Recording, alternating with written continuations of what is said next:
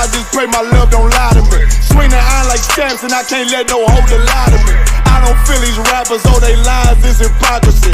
Ain't no competition, ain't no rivalry. Niggas think I'm playing, I don't hear one word they saying.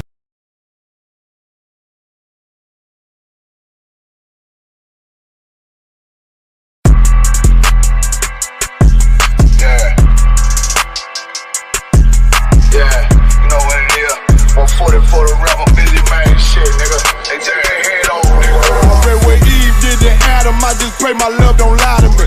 Swing the iron like Samson, I can't let no holder lie to me. I don't feel these rappers, oh they lies, this hypocrisy. Ain't no competition, ain't no rivalry. Niggas think I'm playing, I don't hear one word they saying. This shit light work. Think Muhammad one of us, he might lose his life first. Circle up and stay alert. Another cop just stretch the nigga. He a demon, this that exorcism. Watch I bless the nigga. You took that oath in blood, then you know I'm gon' get active with you. Fuck the opposition, I see vision. Let me paint the picture. Rappers claim they spit and I ain't listening. Is in fact the If revenge was a woman, now I stroke that bitch like Jackie. So time war, we gon' run the summer. It's gon' be historical. Thought they making plays, made them niggas call the audible. Ask who run this shit, but that question is rhetorical. Bitch, I'm the one, me cookies with the oil. I'ma get them crackers, hell, should've never kidnapped my family. I can't do baby, bet I be the last nigga standing. Do a life sentence for my niggas, pray you understand me. I might put a switch on this Glock and call it young baby. How you real triggering on them dots? You a bird feeder, claiming he a demon. What's a demon to a cold leader? What he saying something, I ain't hear him. This shit light. It ain't about who got the gun, it's about who gon' up that pipe first. I turn a bad situation to a game changer. Bring soldiers from the dead, just raised up the chain frame. Shots, I'ma look like Aaron Jones when I run it. Never bite the hand and feed you, you'll never get that hand back. He bitching about 10%, I don't wanna hear none of that. He dropping sword, fuck him, just make sure you get that cover back. Look around, he ain't with us, probably cause he never was. Now my chin like you with the angels for your brothers. Everybody wanna be Richard Porter, God kill him like Alpo. Play if he want, it's laying in the trunk like Lee Malvo. I'm a certified woman's ass nigga, I am not a toy. Hey, I with that hollow side, yeah, this the real McCoy. Feel like Gullah Jack when I'm in Fayetteville, you feel your boy. Still up on my brain, still I think that's all that I do. The way I get that boy lost, they gon' start to call him Elroy. Fuck his game, pop out on them demons like I'm Hellboy.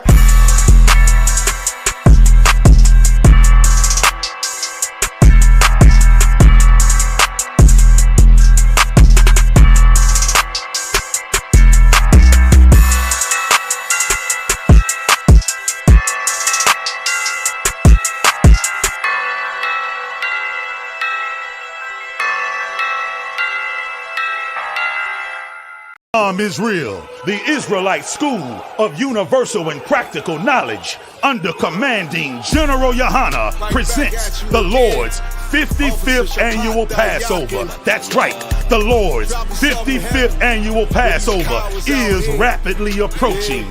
Commanding General YAHANNA is calling for all blacks, Hispanics, and Native Americans to remember what the Lord did for us by saving us from our oppressors and choosing us to be a special people unto Him, the real Jews and Israelites. Passover will be held in Durham, North Carolina. Pay your Passover fee. Anyone 17 years of age or older must pay $200. Come and enjoy fresh lamb, unleavened bread, and the Spirit of Christ. Can't wait to see you all there, Israel. Shalom. Cabins on streets and corners, all is feeling righteous. Real particular, nobody else there to compare to. Train for war, men of war, and warlike apparel. Prefer our leaders, can't get between us.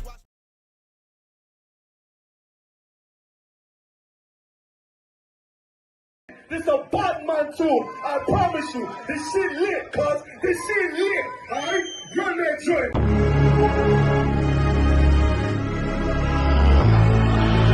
Looking for the light. Me and my niggas prepared for the dog. Yeah. So we gon' get it on for the last days, nigga. You already know what it is. 140 for the rubber. They in the building, we in the spot. We can go to war and see who make it out.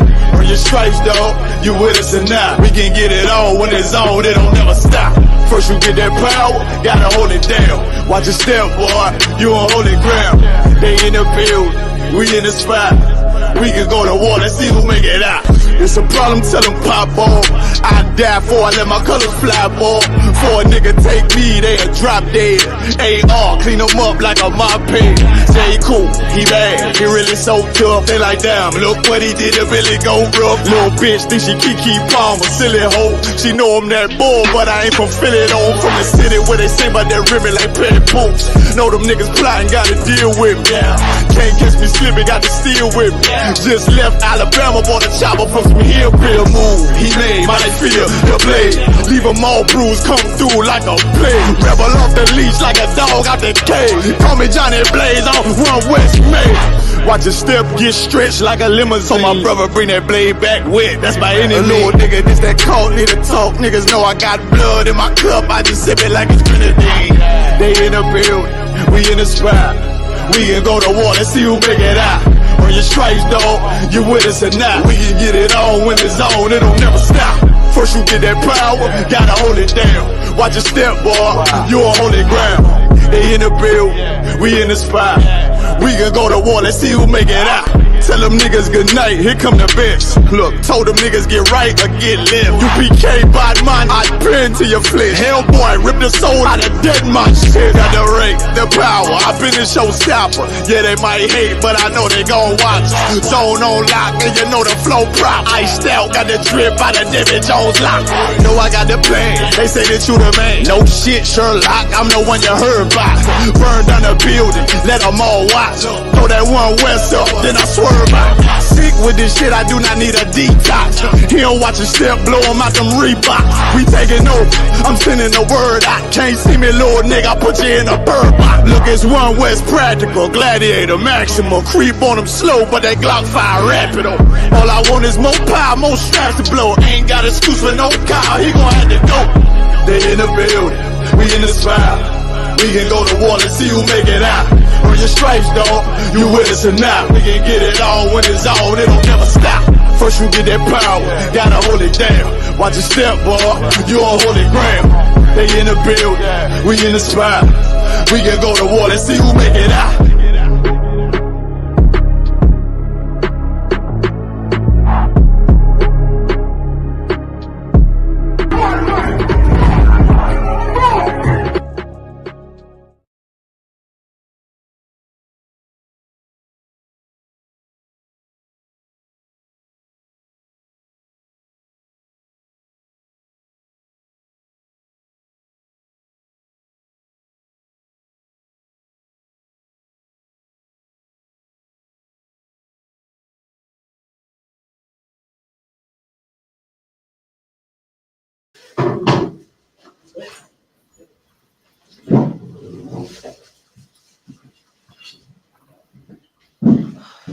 So what for the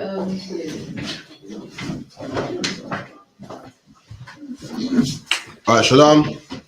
So like it's the I.S.U.P.K. in the UK. I'm Captain Karafia, filling for Captain Mashat Mayam when he gets here. You know, we got here, got Officer 500 Alban, I got Hakan Karab. Hakan, your camera's off. Shalom. Yeah, we got classes at 394 Lodge Road, B18 5PW. We have it on Monday, which is the history class. Tuesday, which is the brotherhood class. Wednesday, which is the law class, and Thursday, which is scripture breakdown class. So make sure you come down to 394 Lodge Road, B18 5PW. Got many classes happening. We also got I.S.U.P.K. United Kingdom on Facebook, TikTok, Periscope, Instagram. We got loads of content up and coming as well. Make sure you like, share, subscribe. You know the ones there, some powerful brothers in the UK. Make sure you come through as well, man. Also, Passover, make sure you pay a $200 fee, man. Right. The fee's about £115, I believe. Make sure you go on the ISUPK.com website and pay that as well, man. So you know, a lot of things happening, a lot of content on the UK. You know what I mean? With that, any questions online? No, if you can, someone give me Isaiah 30:1.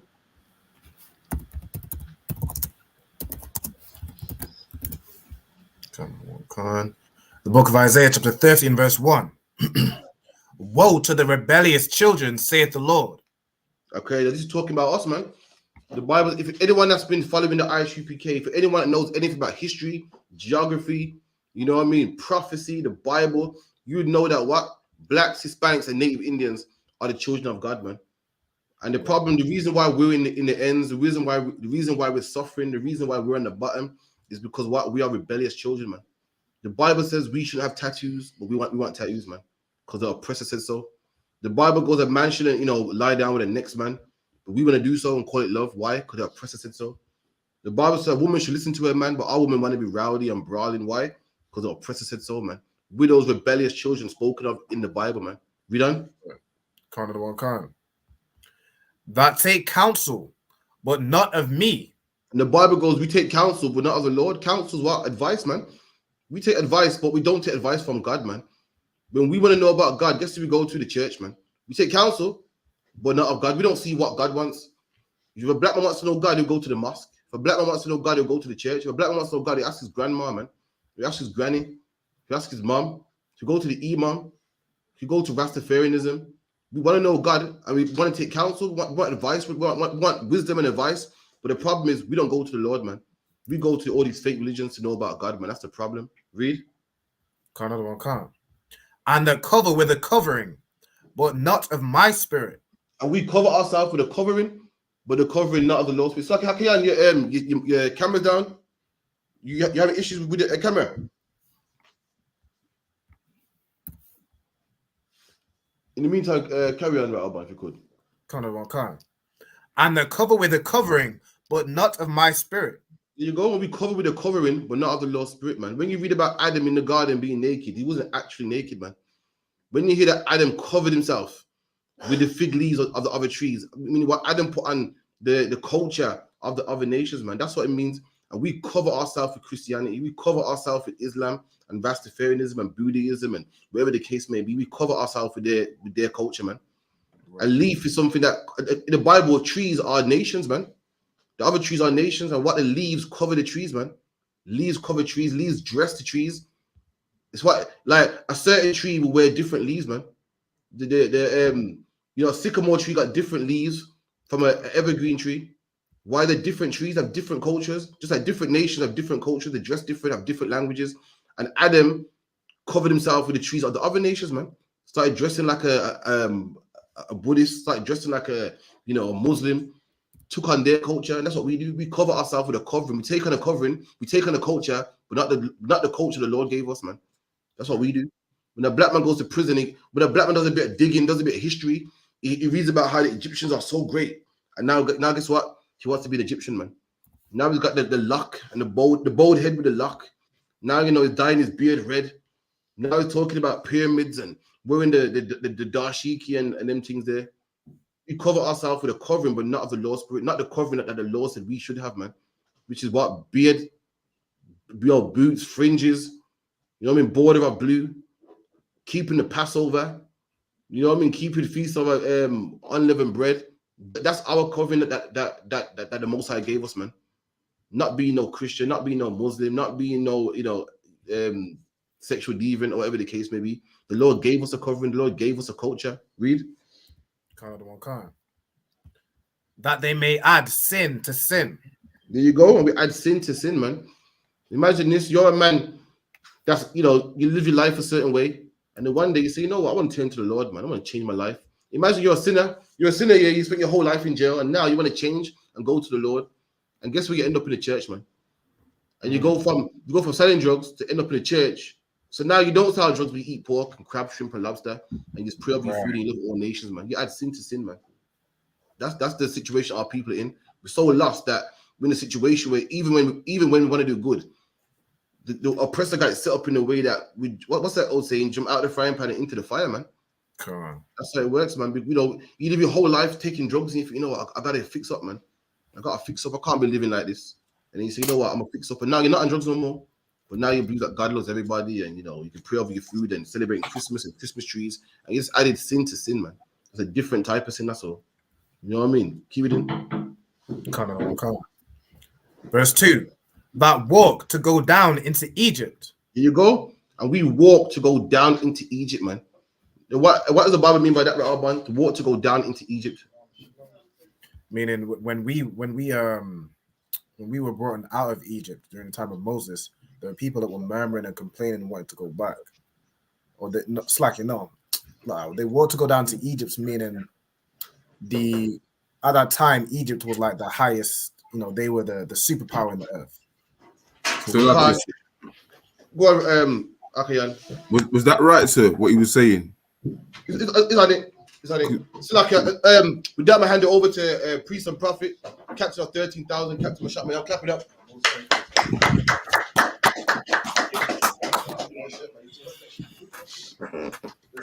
Suitcase tight. Yeah, I'm broke a thumb. Yeah, I'm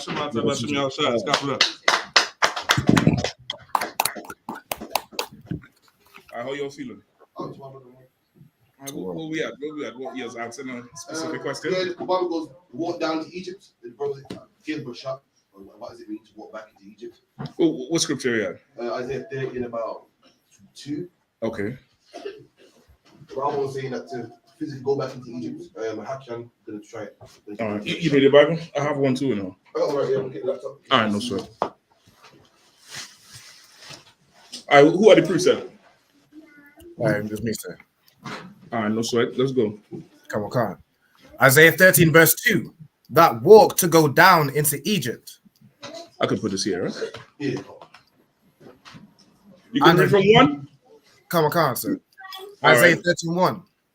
Woe to the rebellious children, saith the Lord, that take counsel, but not of me.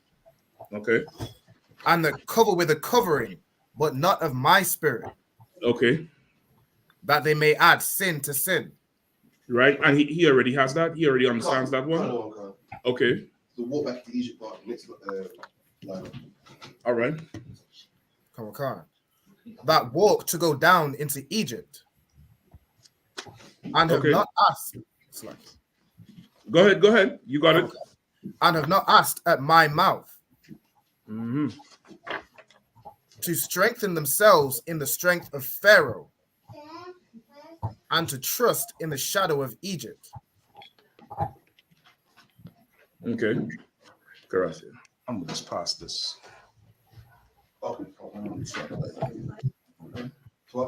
Yeah. Just let me know if it's picking up, all right? It should still pick up. Yeah, it should be good. All right. Okay, so he wanted 30 and 2? No, we break it down. I asked him what does that mean about to walk back into Egypt. Okay. Oh, okay, somebody was answering. All right. Go ahead. Who's answering? Yeah.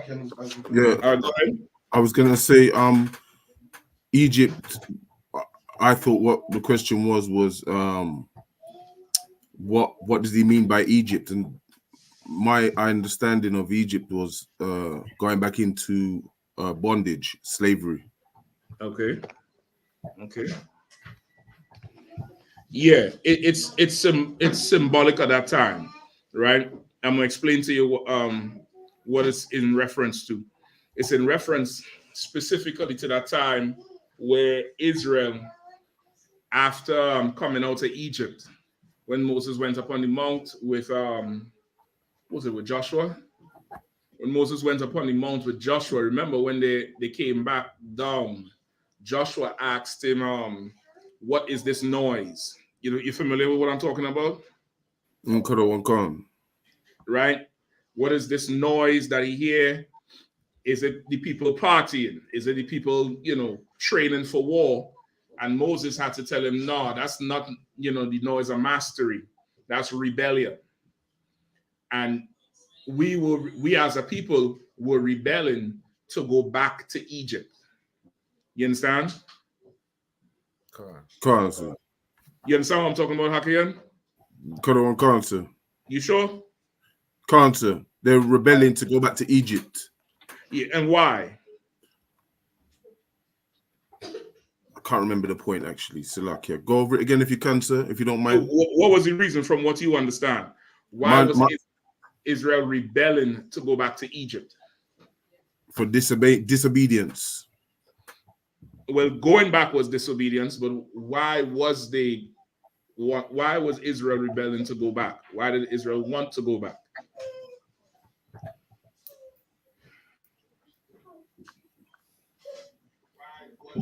Cap. Is it comfortability? I think that was hungry. It's easier just to be a slave just to go to work at 9 to 5. That the last thing you said. It's easier to be a slave than to be a free man. Right. You understand? Cancer. Right? It's easier to be a slave than to be a free man. Remember, in Numbers, it said these are stiff-necked people. These are a very carnal people. That's who we are as a people. We are a very carnal people. We spiritual. We're more spiritual than the heathen. That's for sure. But we are very carnal. Say again? Yeah, so I don't have to turn around to see everybody. That would be too wild. I don't know where you would put it, though, because of how the camera position. There's a space here. But you could figure it out and you could see. You know what I mean? But that's what it was. It's easier to be a slave than to be a free man, right? Because a slave is what? Provided for. You understand? Cancer. Come. A slave is provided for. A slave gets everything from the master. A slave does not have to tend to his own needs. Guess what else a slave doesn't have to do? Which is very important and is on the topic for tonight. Guess what else a slave does not have to do? Anybody? It's lucky. He doesn't have to fight. Doesn't have to fight. I'll take that. That's not what I want, but I'll take that. But slaves do fight, though. No, I mean, right? Fight. They do fight, but fight, I mean, to come out of, where they are. What do you mean? Give me some more. Like, they don't have to fight, any kind of battles to get themselves out of something that they're in, like slavery. So say again, say that last part again.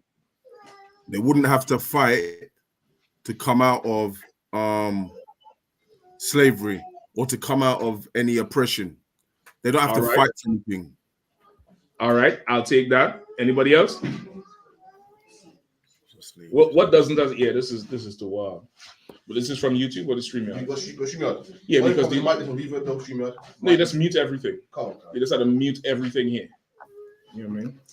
Nothing else. It's too wild. Later on, I'll take a drink though and some water. I mean, 2 cups, one with the drink, one with water, and a bottle of water. Go ahead, Robin. So what slave does have to do? So it's like they're not. If you just basically submit yourself to another man and you're a slave to another man, you're not essentially even accountable for your like your nation. You've given yourself to another nation for them. That's it. That's it. What both of you all said was right, but that crystallizes the point what you said. A slave does not have to worry about his nation.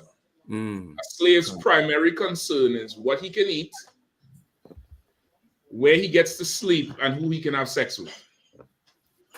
You understand? That's his primary concern. Why is that the slave's primary concern? Real simple. Because he's a slave. You want it? His goal is to please somebody else. That's the master's concern. Master's concern is how much he could eat. No, so the slave's concern is to please the master. And what's the master's concern? How much the master could eat, how much the master could who he could have sex with, how much he could sleep. You get the point? Slaves try to be their masters out. Right. You understand? Slaves try to be that man. You get the point? Like that's why as soon as you ever hear people say, as soon as we black people get some money to try to buy a whole thing and sort of look, because we want to be on that level, but we don't understand this is a nation business. You get the point? A slave is not concerned with his nation. A slave is concerned with himself. Himself, herself. And you have many examples of this. You have, sportsmen, politicians, entertainers, the type of certain things they aspire to. You realize this person is just a slave. That's it. This person is absolutely just a slave and nothing more. And also, too, make sure whichever one is this on the stream, you don't pull it into the stream. Yeah, that's it. Then there'll be no reverb. Once you mute everything, there's no reverb. How is the sound coming out on your end? Is it too loud? All right, no sweat. I could see you all a little bit better here. I'm gonna move this across. All right. Okay. Hold on. This is what I wanted. Give me Numbers 11 and 1.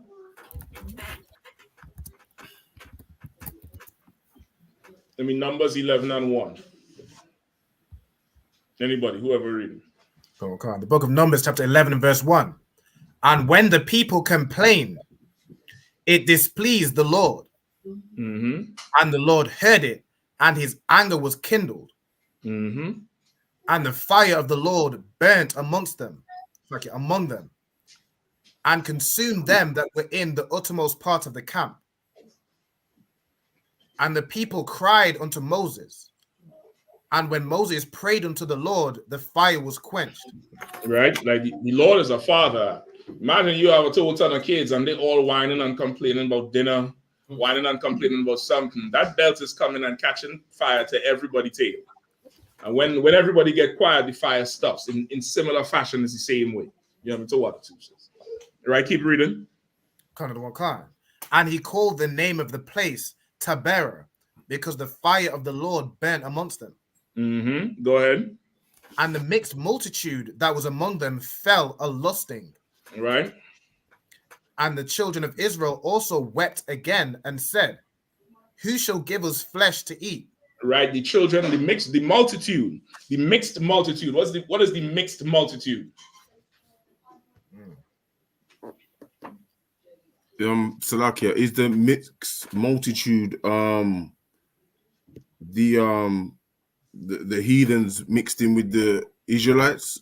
Absolutely not. Okay. There's no heathens mixed in with the Israelites. There never was and there never will be. Women, men, and children mixed no. multitude. No. Okay. No. Go ahead, Cap. And the sinners are our people with the brothers that follow the law. Yeah, that's basically it. The better way to describe it would be those people who was with Moses and those of our people who was with Pharaoh. Right. You understand? Just think like today. If the Lord was to return today and take everybody out of England, you will have the people on the ends who would stand with the Lord. Then you're going to have some people on the ends who's, have political ties and aspiring to be in the Premier League or aspiring boxer or some, Instagram who trying to be a model and, big, they hold big positions in society. They will miss the Queen's England arc or the King's England now, Slovakia. They would miss, give me some. They would miss the English breakfast act. They would miss the peas and the franks and the dumplings. They would miss everything. They'll miss the tetli act. They would miss the tea and the tetli. That's the mixed multitude. But everybody is getting relieved from England. Yeah, you understand? Okay. The mixed multitude is talking about mixed in spirit, not mixed in flesh, because there's no such thing as being mixed in flesh. You are what your father is. You get the point? So Salakia, sir. Go ahead. When you say mixed in spirit, can you specify? I just did. I just explained it. You're gonna have those of our people who are going to be down with the Lord. Right. And then you're gonna have those of our people who really just going by force. They're going with everybody else because at this point it's a racial thing, it's a race thing, it's a nationality thing. But some of our people really secretly just want to stay and be a slave to England. Okay. You understand? Really, our people really just, mix. They will be missing Boxing Day. And what's the holidays you all have? The bank holidays. They'll be missing the bank holidays and Boxing Day and the Jubilee, the Queen's Jubilee, and the civilization that they think is civilization. They'll be missing that. While some of us just glad to get away from this oppressor. That's right. Some of us will sleep under a tree in a blanket as long as we are free men and women and we don't have to subscribe to this oppressor's way of life anymore. There's others who are going to plot and scheme and miss, England. They'll erect a little England in the camp if you don't watch out. You get the point? Come on, Cap. Hey, listen, underneath the fringes and the garment, they'll have a whole Union Jack t-shirt on. Talking about God save the Queen. You know what I mean? That's what will happen. And that's the mixed multitude. It's a multitude of people that is mixed in their allegiance. You understand? Khan. So now read verse 4 again. Whoever was reading. Khan, sir. And the mixed multitude that was among them fell a lusting. And the children of Israel also wept again. All right. And said, so now the mixed multitude fell a lusting. What was the mixed multitude lusting after? The lifestyle of the slave again. The lifestyle of slavery, going back, having the leeks and the fruit, no? The lifestyle of the slave. Master, right, come on. That's really the lifestyle. A slave who is a slave in the field and, being under hard bondage. What does that one slave want to be one day? A master. He want to live in the big house. Right. He want to be free. You could touch it a little more. So it's been a long day. It's been a long flight and a long day. So what sis? I appreciate that. Right? He eventually wants to be in that position. You understand what I'm saying now? Come. All right, so read 4 again. Come. And the mixed multitude that was among them fell a lusting. Mm-hmm. And the children of Israel also wept again. Mm-hmm. And said, who shall give us flesh to eat? Mm-hmm. Who gonna give us flesh to eat? Not where can we go and take down 300,000 herd of cattle or something like that. Right. You understand? Because this is a whole nation out there. Everybody had to eat. But some people will say, who will give us flesh to eat? Think about it. It said how much it was about 600,000 men, I think, came out of Egypt. On foot. Yeah. It was 600,000 souls came out of Egypt on foot. And Israel usually just numbers the men, which means it is a few million people when you count women and children. Right. You get the point? When Israel usually gives a number, it's talking about men of war age, fighting age, right? So you're talking about a whole nation of people, and somebody saying, "Who will give us?" Does anybody give the nation anything? No. You should tell God Zelensky need to read this scripture and stop begging for money for Ukraine. You should go get a job. You should go to work. That's right. You get the point? So our people started lusting after that Egyptian lifestyle, lusting after Pharaoh and everything Pharaoh would give and everything Pharaoh would provide. You understand? Khan. Go ahead. Khan. We remember the fish which we did eat in Egypt freely. Mm-hmm. Not having to go catch it yourself. Not having to go form, a structure with, some men fish. These men bring the fish in. These sisters here going to clean it up, cut it up, separate it. Not develop a system for your own people, but just to receive the fish freely. It's not receiving it freely. You're a slave for it. You're giving up your soul for this fish. Go ahead. Khan. The cucumbers and the melons and the leeks and the onions and the garlic. Oh boy. Niggas hungry out there starving. Right, go ahead. Khan.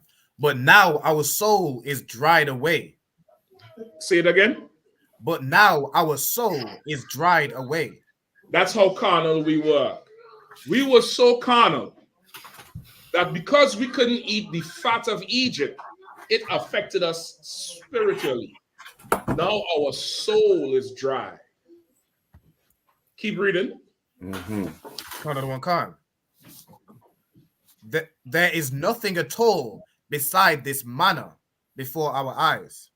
There's nothing besides this manna. How many times you walk in your parents' house as a young person, ain't nothing to eat. Meanwhile, there's stuff in the cupboard to eat. It just ain't KFC. It just ain't McDonald's. There's stuff in there to eat. Go open that Vienna tin of sausage and cool yourself, man. Go pop them sardines and get some mustard and cool yourself, man. Go get that corned beef, man, that bully beef, and cool yourself. But you don't want that. And to you, this is nothing to eat. And because to you it's nothing, your spirit, it affects you spiritually. They say now our soul is dry. And that's really how we are today as a people. Whether you're in England, whether you're in America, Canada, on the barrios, in the Caribbean, wherever you are, that's how we are as a people. We have a certain appetite that's unnatural. We have an extremely unnatural appetite. And what do I mean by that?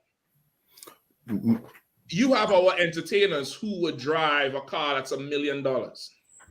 Right. A car that's something that would depreciate. A car is something that could get in an accident and be wrecked. It could get stolen. It could get shot up. And that same celebrity or entertainer or well-to-do person will not give, how much is $1 million? Divide by 20. 50,000? Will not give 50 people, will not give 20 people 50,000 to go start a business. They'll say, what? That's throwing money away. That's losing it. We have an insatiable appetite. Now, on the flip side, those of us who are not so well off, we will strive to be in that position where you could afford $1 million car.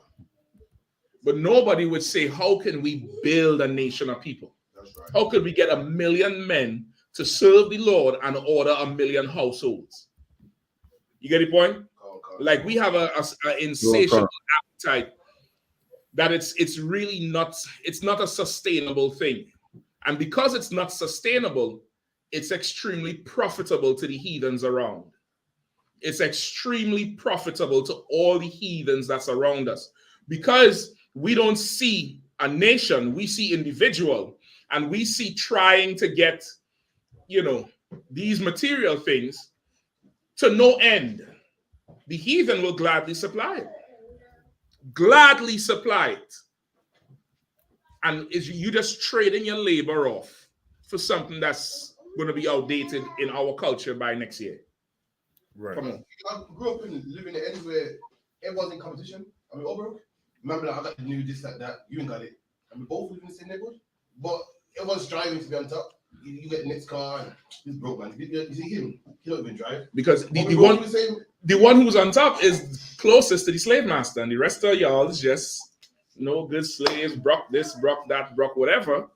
And then the little Pakistani or the Arab or the Ethiopian come right next door and open out the shop that everybody buying from.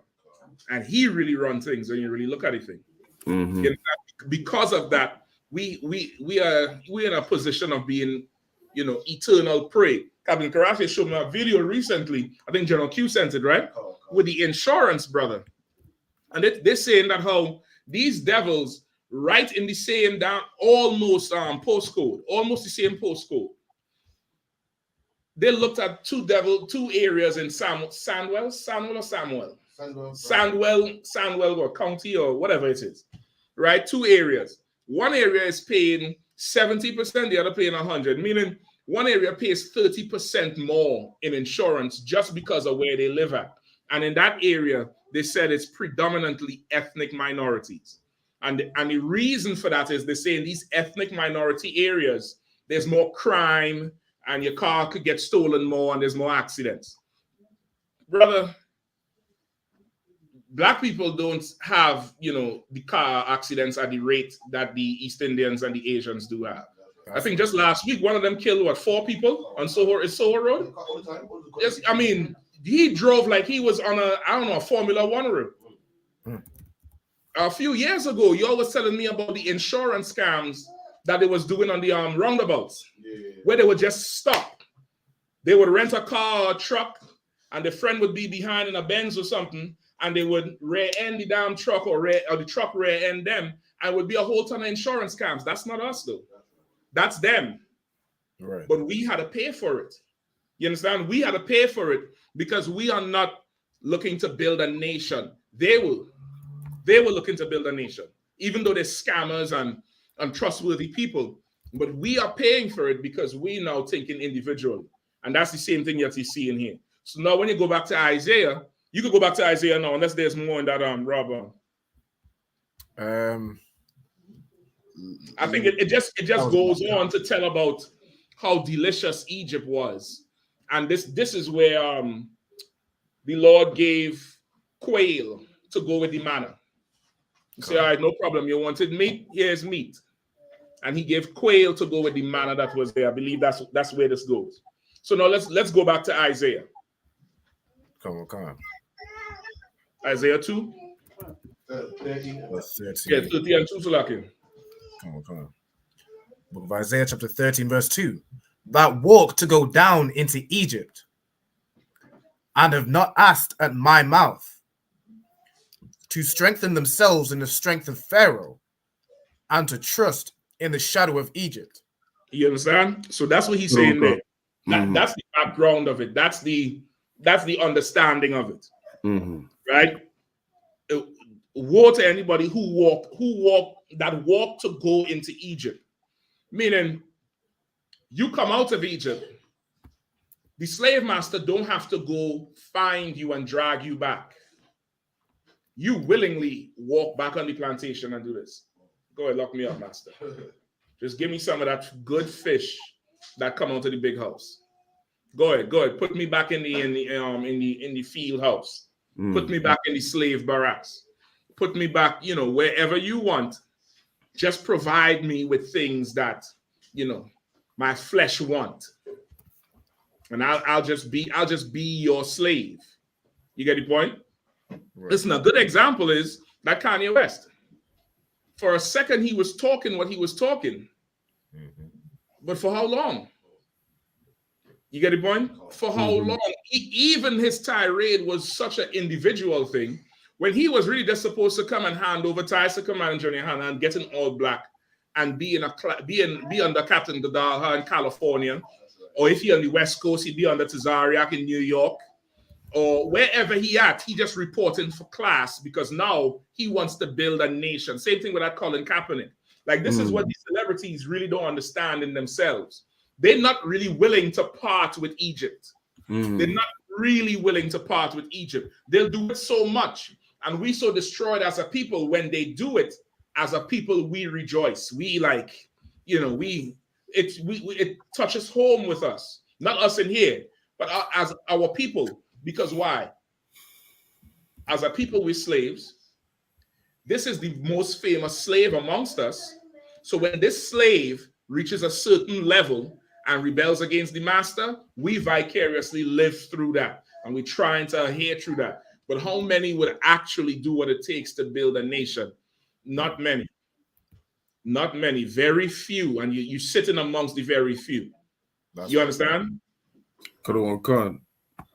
All right, they strengthen themselves with the strength of Pharaoh, which is what? All Pharaoh's influence and money and wealth and all Pharaoh's quote-unquote knowledge, whatever he calls knowledge in his society. We strengthen ourselves with that and not with the knowledge of the Lord. Not with the ways of the Lord, not with the nation of the Lord. Right. All right? And we trust in the shadow of Egypt. What does that mean? Like if I could. Go ahead, Robert. The shadow of Egypt, that's their like protection. Yeah, it's referring to the protection. Right? It's like a child who would stand behind a parent. Right. A young child, small baby, 3 years old, maybe 4. And the child is scared of something. Usually children grab your pant leg and go behind you. And it as a parent, it would at first kind of annoy you, like, what the hell is wrong with you? What's your problem? But this child is seeking protection in your shadow, meaning right under you where your shadow falling. You get the point? Right. And that's how we are with these oppressors. We trust in their shadow. We trust in them. even outside of the UPK, the most hardcore activist or blackety black revolutionary has to have some heathen ally. They have a word they call allies. Like, this is a friend of the cause. The Black Panthers did it. The Nation of Islam did it. Every blackety black whoever always has some ally who is down for the cause. And this person is not like them, and they're good, and they get a pass. They're good so-and-so, a good white boy, or a good East Indian, or a good this one. You get the point? They really trust in the shadow of Egypt when this salvation here comes from the Lord, and it's only for us. That's right. And us only. There's no sharing this blessing. It's not a blessing that could be shared. Even if you wanted to, as much as you want to, this can't be shared. Swab? Come. All right, no sweat. Anything else? I got a question on the line, sir. Can I go there first? Go ahead. Any questions in the room? Are we good? Got a couple listed as well. No sweat. Just raise your hand if you have one in the room, all right? Come on, sir. I got Elazar ban Yehovan. Elazar ban Yehovan. Elazar. Shalom, Lord of Christ, other one. Can I get a breakdown of Proverbs 11, 15 to 20? All right.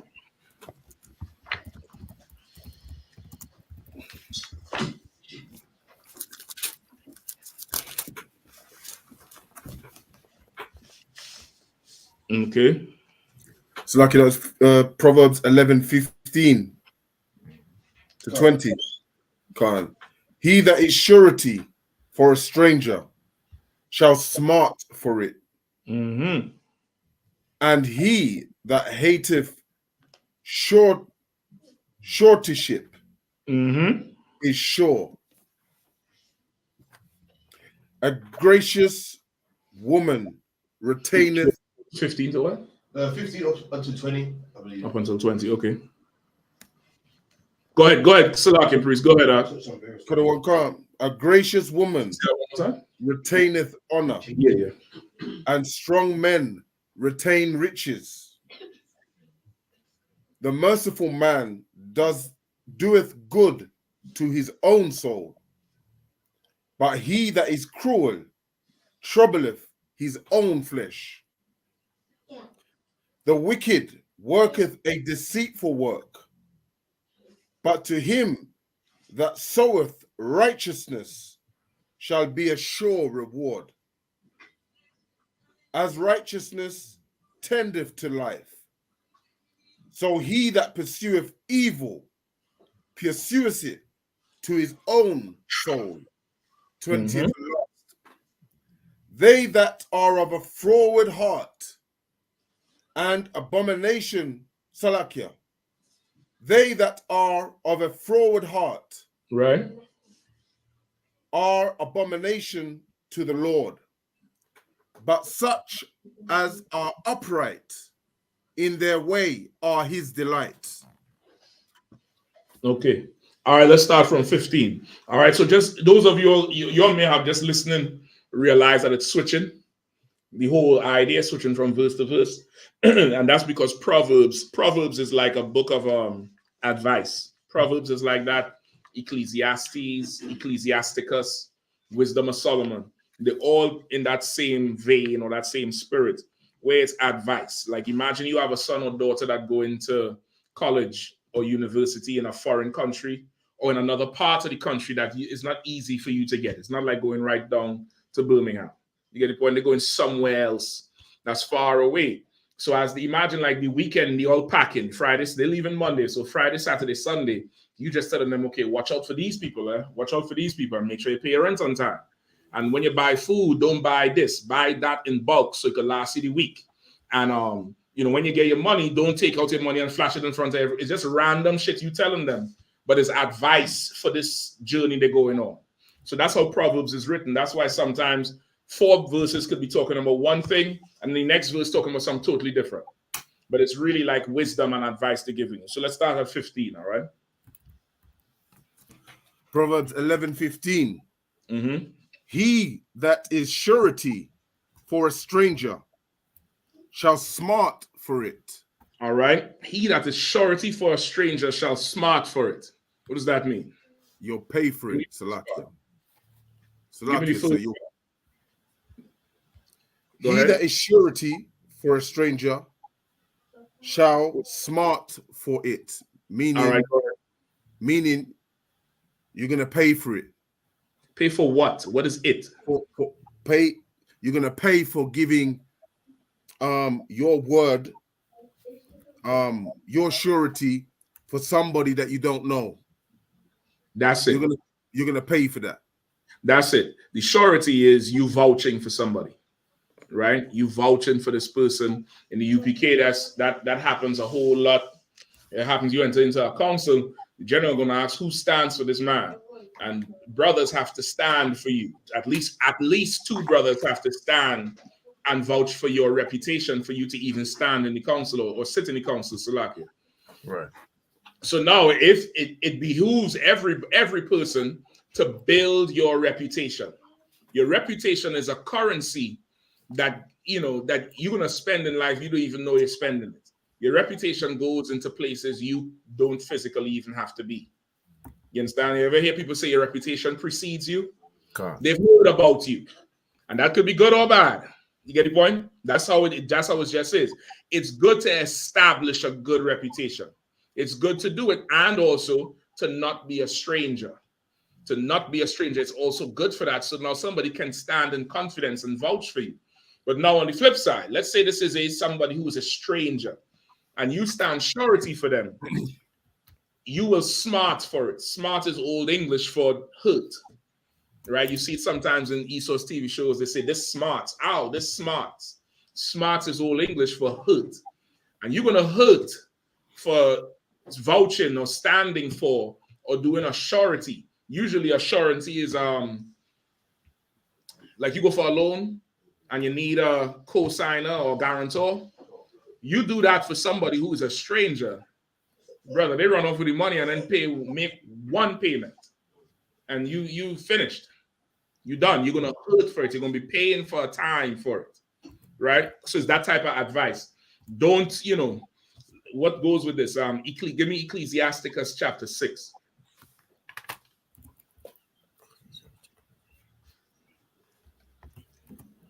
Ecclesiasticus chapter 6. Ecclesiasticus 6 and 6 and 6.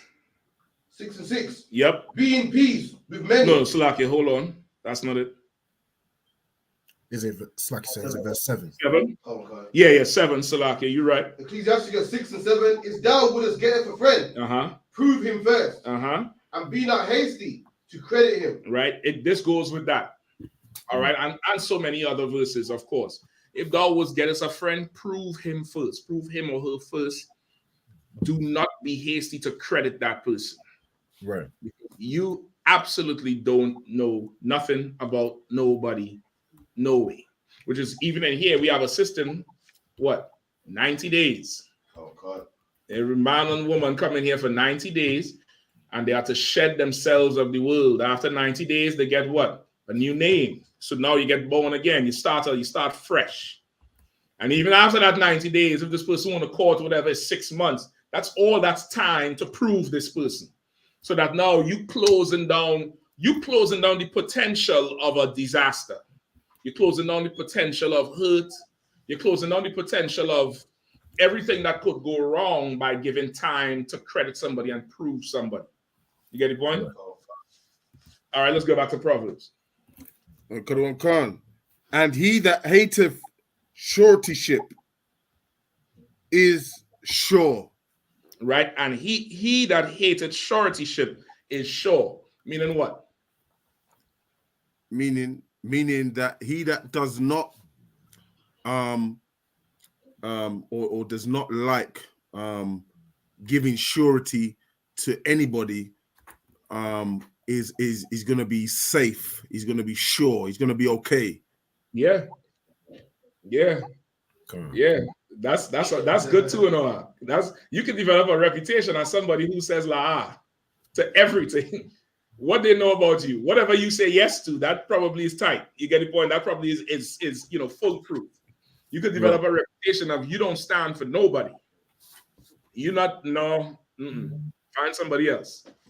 I'm not staking my reputation on my shadow. You get the point? And somebody who's like that is sure. You understand? Somebody who has that approach to everything is very certain or very dependable, because what they decide to put their name on is usually solid. Come on. So I think even in the streets, you know, if you stand for a man and he ends up snitching something, you get beaten for it, you know. Listen, in prison anyway. Listen, for the life of me, that whole Tekashi 6ix9ine thing was baffling to me, because he's not a criminal. He's not a street dude. He is an entertainer who they pulled in. Who stood for him? Who brought him into the circle? Who said it was okay for him to be around all our business? You get the point? That's the dude who everybody's supposed to be looking at funny. This dude he's a civilian. He's absolutely a civilian. You get the point? But I don't know. That's, you know, I'm looking from the outside. I don't know what the hell they're talking about. But that's natural and normal. You have to go through a season of being proof. Even you get slavery, they call it a probationary period. Right. You can't take a day off for 6 months or 6 weeks or some shit like that.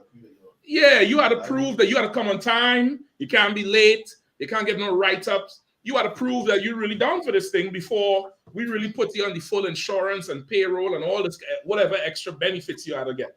They had to prove you. You got the point? Let's keep going. Good on, Khan, verse 16. A gracious woman retaineth honor, and strong men retain riches. Right? Similar to the last verse. Who could break it down? Can't, sir. A gracious woman, meaning a woman that is courteous and kind, will keep her honor amongst, you know, her husband or you know. Well, it don't say husband. No, it doesn't. But I'm just kind of, you know, it would just retain her honor, meaning across the board. Across the board. It doesn't matter who. A sister that's gracious, she will. That's the word. Don't even sweat it. No sweat. Unless it's coming over on the air. No, it shouldn't be. No, that's the word. A woman who is gracious, she will keep her reputation across the board. You ask the kids about her, it's damn near the same report as you go to her slavery and ask about her. And that's life in the truth is similar to that. In the truth, there's no. Sometimes when you're young in the truth, you tend to think that it's like a double life. You could put on civilian clothes and go to your slave and do whatever, and then put on your shield or and your shirt or your skirt or whatever, and shalom. And really, who you are in here is who you are out there. The reputation you have on your slave usually is supposed to match the reputation in here. Like however you are in here, you go to your slavery, it's supposed to echo the same because that's who you are. You understand? And it's the same thing here. They say, sister who is gracious, her reputation gonna be intact. She's gonna retain her, what is it, honor? Honor, yeah. Retain her honor. Her honor is gonna be unmatched. She's never gonna be in a position where she's seen as dishonorable.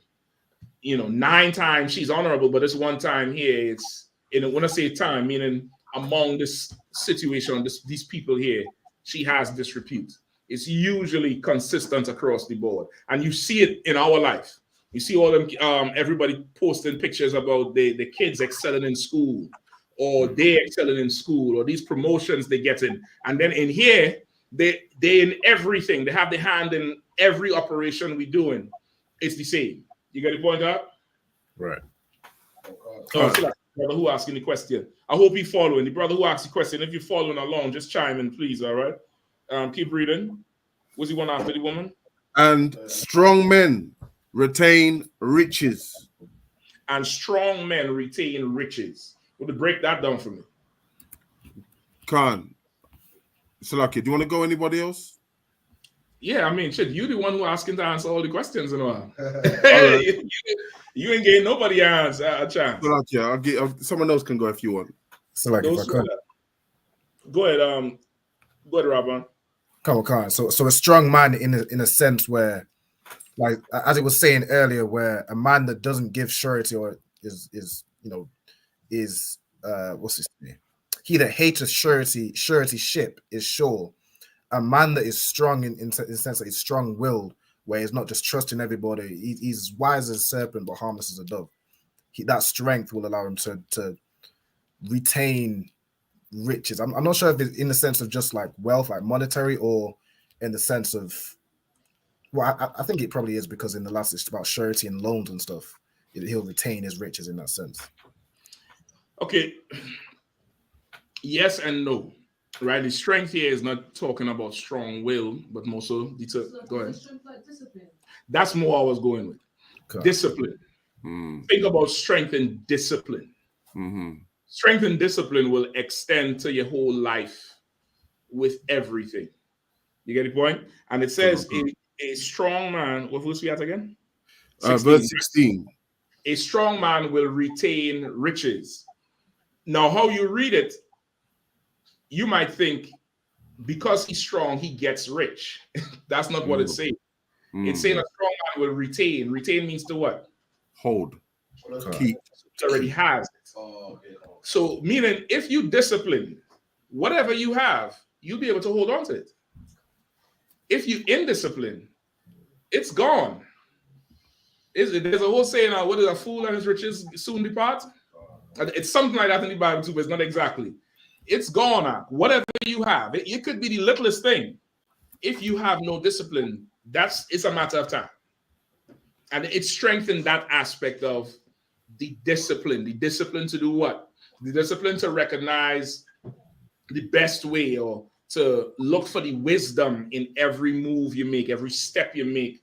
It takes a certain amount of discipline to do that, because why? Some of those steps or some of those moves you have to make may not be what you want to do. Some of them you have to make might absolutely hurt you. It might hurt you. It might hurt your spirit. It might embarrass you. Not that it's embarrassing, but just for who you are personally, you just like, I ain't doing that shit. But that's the best and most wise thing to do. And you may not want to do it, but a disciplined person will do it. And because of that, they're able to retain what they have. You get the point? Come on. And as you retain what you have, you're going to start getting more. You're going to start getting more of it. So just think in that aspect, Rabban. You get the point? Come on, sir. All right. Anybody else? You good? Let's keep moving. Come. Verse 17. The merciful man doth good to his own soul, but he that is cruel troubleth his own flesh. Come on with it. We'll break this one down. Come on, y'all take over the class now. Let me sip on these things here.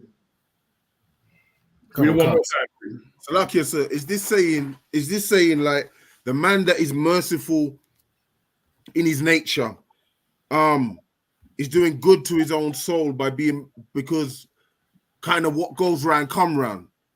You know, whatever you give out, you're gonna get back. What you plant is what seed you sow is you reap that same seed. And the person being cruel, you're gonna plant that seed of being cruel to your neighbor, or being bad mind to your wife or your sister or something like that. And you're only going to make that come back on yourself, because that's what you're sowing. In essence, that's pretty much what it is, except for the part where it's saying in nature, because once again it goes back to the being a strong man or woman, the discipline. So you're gonna have to be merciful on purpose. Right. You're gonna have the more you start doing things on purpose, the better off your situation, your life, everything will be. It's not going to be perfect and you're going to find a duck that lays golden eggs. That's not what I'm talking about. You're just going to find life is now not the everyday struggle that everybody has. Because doing things on purpose, you put thought behind it. You consider more before you step. Versus doing things what? By nature, which is what you just said, by nature, or out of emotion. You get the point? The less you make moves out of emotion, the less you do things that's, you know, this is just my nature. This is just how I am.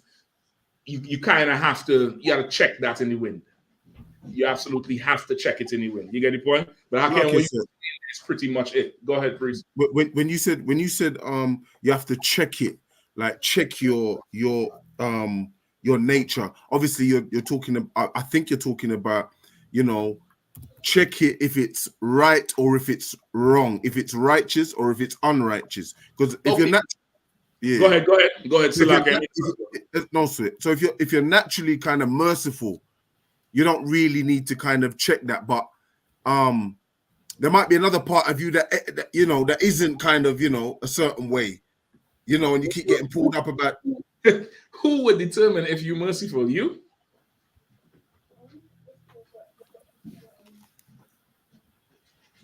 Ah, boy, quiet boy. I like them kind of. I like when I ask them kind of questions. I like that. I remember the generals used to ask them questions to me, and I'd be like, "Oh shit, yeah, boy." Who determines who if you merciful? You? Listen to the King of England. He is extremely merciful. He's so merciful. He ain't never looking like he's just a horrible landlord and he a greedy damn pig. He'll never look at himself like that. You know me, sis? You had your hand up?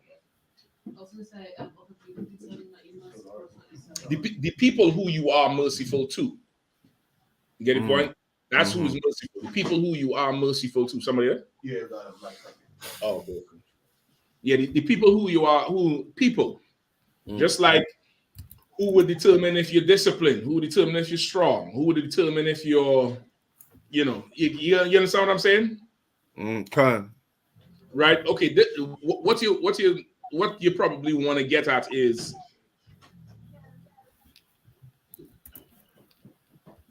okay, when I say you want to check it in the wind, you want to become aware of the things you do that make you faulty. Right. Got you. You want to be aware of those propensities. You want to be aware of, you know, stuff like that. You know what I mean? Right. You have to, you know what I mean? You want to be aware of stuff like that. You know what I mean? A bad headpiece.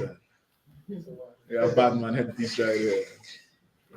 Yeah. I see what's going on up here. Man, make me look up, you know. Yeah, what's your sister coming through? All right. That's where you start. All right. Just let's say you're a person you're naturally violent. You're prone to it. After a while, you're supposed to know that I could have made a better decision. I did not have to do X, Y, and Z. So now, if you know that, you want to get yourself being able to recognize that feeling and know, okay, it's coming. Let me seek another way. Let me gain some wisdom in this situation. You might be somebody who is naive or gullible, meaning what? You believe everything. You know, I could tell you, jump in this car and we're going up to what's that place up north? I don't know. Something Shire. Something Shire. Yeah, I mean, where's Shire land, Shire, whatever. And there's a hobbit there who's going to give me a chest full of gold that's worth $50 billion trillion. And you might be somebody who would believe that shit. I'm being, of course, extreme, but I'm giving you throwing out examples so people to understand. Some people who you would probably just believe everything. And that's because you see the world through your own eyes. You are probably very honest. So because everything comes out your mouth is true, so you see everything that everybody says is true, and you're going to get hurt for that. You get the point? You're going to get hurt for that situation because you can't live like that. So after 1 or 2 times when you get burned, now you have to realize, damn, this thing sounds too good to be true. I don't know. Let me get some wisdom on this situation. You get the point? Yeah. You want to learn from your mistakes. You're right. That's right. And develop the habits of getting wisdom. So now, so like is it? 17, right. When it said the merciful man doeth good to his own soul, a man who is merciful or a sister who is merciful does good for their own self, their own spirit, because it's a certain amount of grace that goes with mercy. It's you win people over with mercy. When you have somebody, you have somebody who absolutely deserves the brunt of your force and your hatred, you know, your despise and the ire and you know everything, and you do not carry it out on them. You do not treat them that way, especially if this works best when that person is actually, you know, remorseful for whatever they did. When you don't exact vengeance, that usually breaks that person's spirit for the good, not for the bad. Right. And now, as you go around being that way, you'll do good to yourself because now you've now gained the family, you now gained the friend, you now gained, and really you're gaining your reputation, right? You understand? Also, a key to this is to exact mercy, you have to have something else. To be able to give mercy, what must you also be able to give? You must have love. Not between a man and a woman. Not that type of love. I hope I get that part right. No, 100. I hope that part. Because you're talking about love, like the feeling love, right? No, I'm talking about brotherhood kind of love and sisterhood kind of. That's mercy. That's what I'm talking about. That's what I'm talking about. Yeah. Okay, no, that's not what I'm talking about. That's not the answer. Right. To give mercy, you must what? Understand it. To know when to give it and know when not to give it. True, but you may not need the understanding because you could get wisdom from somebody else. So like you said. Go ahead. YAHANNA. What's going on, bro? So like when you must have compassion. Something else. And I don't expect nobody to get it because of who we are as a people.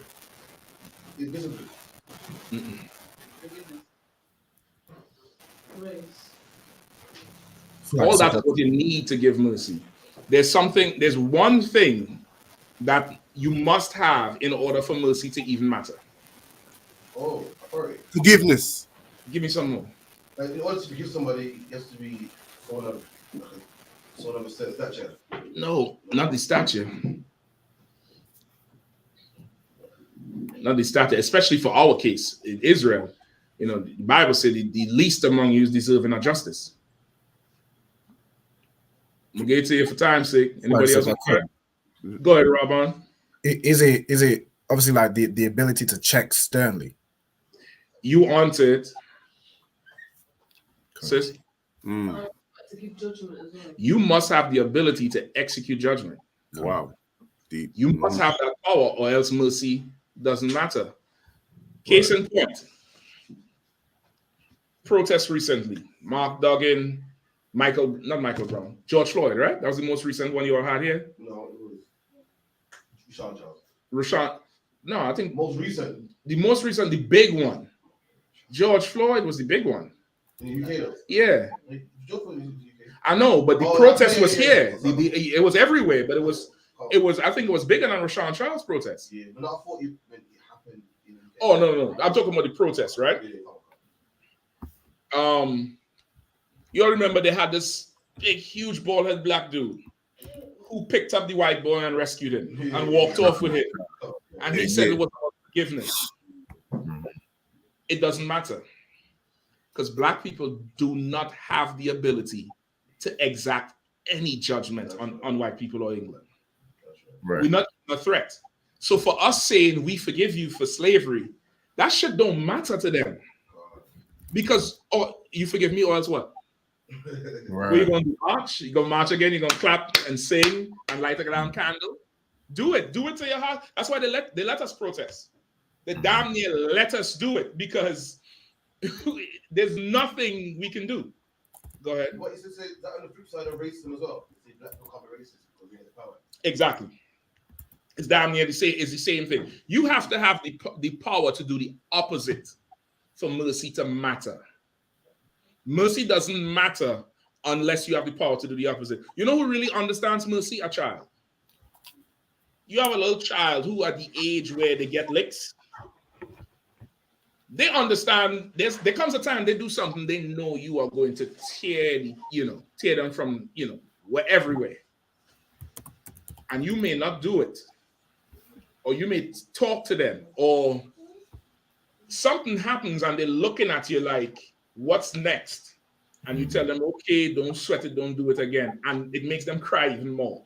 I don't know if you ever experienced that shit. Where they're right there, okay, I ain't gonna do it no more. All right, don't do it no more. Give me a hug. And they come to get the hug, and it's like it breaks them even more. It's down there like they're crying more with that than if you're actually beating them. You get the point? That child understands mercy. Because the next 2 weeks, they, on the best behavior, thank you, please. Because they understand that on the other side of this mercy is that shit. And I got spared from that shit. You get the point? That's what's needed for the merciful as well. That's what's needed for the merciful, which is why in here we have a system. Christ gave us that system. Matthew 18:15, if thy brother offend, the sister offend, go to him and him alone. If he doesn't hear, he take you before 2 or 3. It's a whole system where you may not have it in person yourself, the power to execute justice, but there's a system that does. So now this is the other side of mercy. You get the point? John. All right, where we at? So like you, sir. When it says here, but he that is cruel, is it referring to he that is not merciful? You could say that. Right. Okay. Right. Okay. Understood, sir. You could definitely say that, but it's not to be confused with a perspective of being cruel, which can come again. I hate to use this example again, but a child. You ask a child, a child usually likes one parent over the other, because one parent is the absolute terminator, and the other one is Mr. Rogers. Just, hey, how you doing? Happy, hi, hugs, kisses, right? The parent who the child doesn't like that much is usually the sterner one, the disciplinarian. Does that mean that parent is cruel? No. To the child, it does. But what the hell does he know or she know? What the hell do they know? They don't know nothing about what you're shaping them into. So it's not to be confused with that perspective. You get what I'm saying? Could have one sir. So are you saying when you said so a man that's merciful, with a man that's cruel, not necessarily a cruel person, but a man that don't give mercy all the time. Not necessarily someone who's evil. Well, it comes with wisdom, just like grace and suretyship and the discipline with a strong man. That comes with wisdom. There comes a time where mercy is needed. Mercy is needed. For this particular case, mercy is absolutely needed. And there's another time where you're going to have to eat this pain. You'll have to eat it. And I'm going to give it to you. And I'm telling you it ahead of time so that you will not look at me like your enemy. Even though I know you're going to look at me like your enemy, you're going to still get this. And you better take it. And if you do decide to run from it, it's going to be worse for you. You understand? Okay.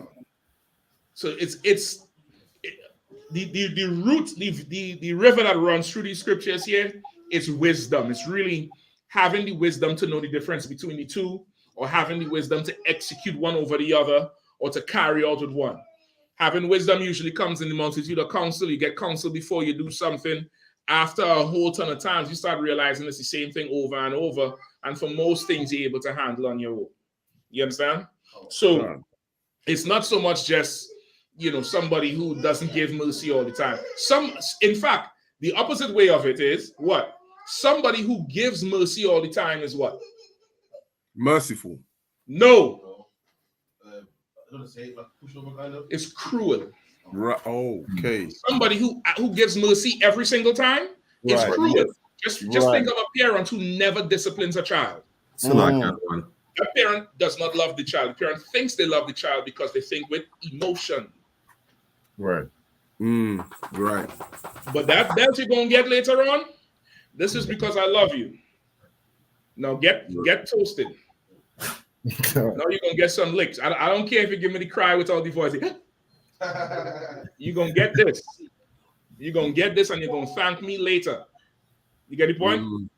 Just as somebody who never gives mercy is cruel. Right. The point of it is you're gonna now have the wisdom to know when is what. So like the other one. Go ahead. Would it be fair to say that someone who always gives mercy or who never gives mercy is basically unable to enact judgment? No. This is what it is. Can this person totally wreck me right now?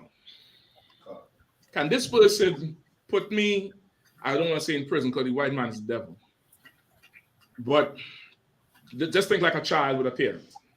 I did something wrong. Do I deserve to be beat? Yes. Do I deserve punishment? Yes. But if I could just get a chance, I ain't gonna do this shit again. There's some things you do as a child that you don't care. You might write on the wall, you do whatever. Then there's some things you do that is really a secondary reaction to the shit you was trying to do. You may have been trying to jump off the couch and do some crazy shit.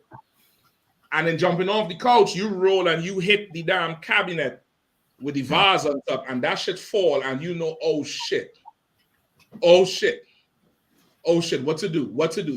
You now know, okay, this had nothing to do with jumping off the couch. That's small. This other thing here is big. And I'm going to get tore out the frame for it and know I was wrong. I know I was wrong for this thing. And my parents do have the authority to tear me out the frame for this thing. And then they sit me down and say, you know what you did was wrong. And you see, yes. And you looking now to see where the blow is coming from. Yeah, old school parents. You know them blows coming out and sneak back out. Right? And then they reach out. It's all right. Don't worry about it. Just don't do no dumb shit again. You're going to be crushed out. You get the point? So I would not say somebody who always gives mercy cannot do it. You have to look at the capacity of that person. But Salakia, sir, when you say capacity, I'm understanding that you have to look at the person if they're sorry for what they did. Is that what you mean? This is talking about the person who is giving the mercy. Or giving right. Okay. Right. Yeah. And same way, somebody who always gives, who is cruel, may not be may not be the person who always punishes. It could be the person who always gives mercy. It could be that type of person where sometimes you have somebody who is so merciful. There's somebody else who notices this and says, let me step in because you are too kind. You too merciful. Everybody will just come and say Salakia and you will give it because of who you are. You can't hold people because you never want to, you don't ever want to somebody to feel the hurt you probably felt. Right. And you need somebody who has no problem hurting everybody to step in on your behalf. You get the point? And actually, you being so full of mercy is being cruel to this person because it never stops the wrong they're doing. Right. You understand? The root of it is the wisdom. You gotta have the wisdom to know which is which. Right. And you may not always have that, which is why you could always reach out to somebody who is your better to get wisdom from. Sis?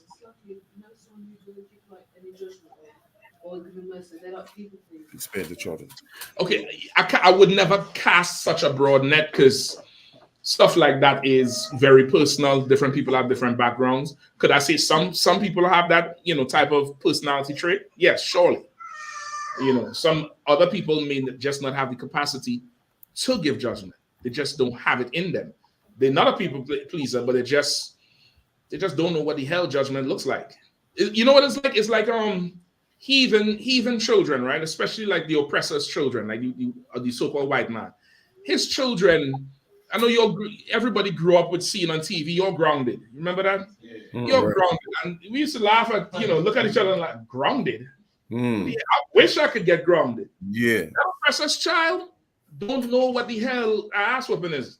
Don't know what, getting that belt is like. So when they grow up, you think they're going to grab a belt? They don't even know what the hell that is like. You do. You might know what it's like too well. You might know what it's like so well. You don't rush for it each time. You try to find a different way because you know what it felt like where everything you did, beaten. You get it?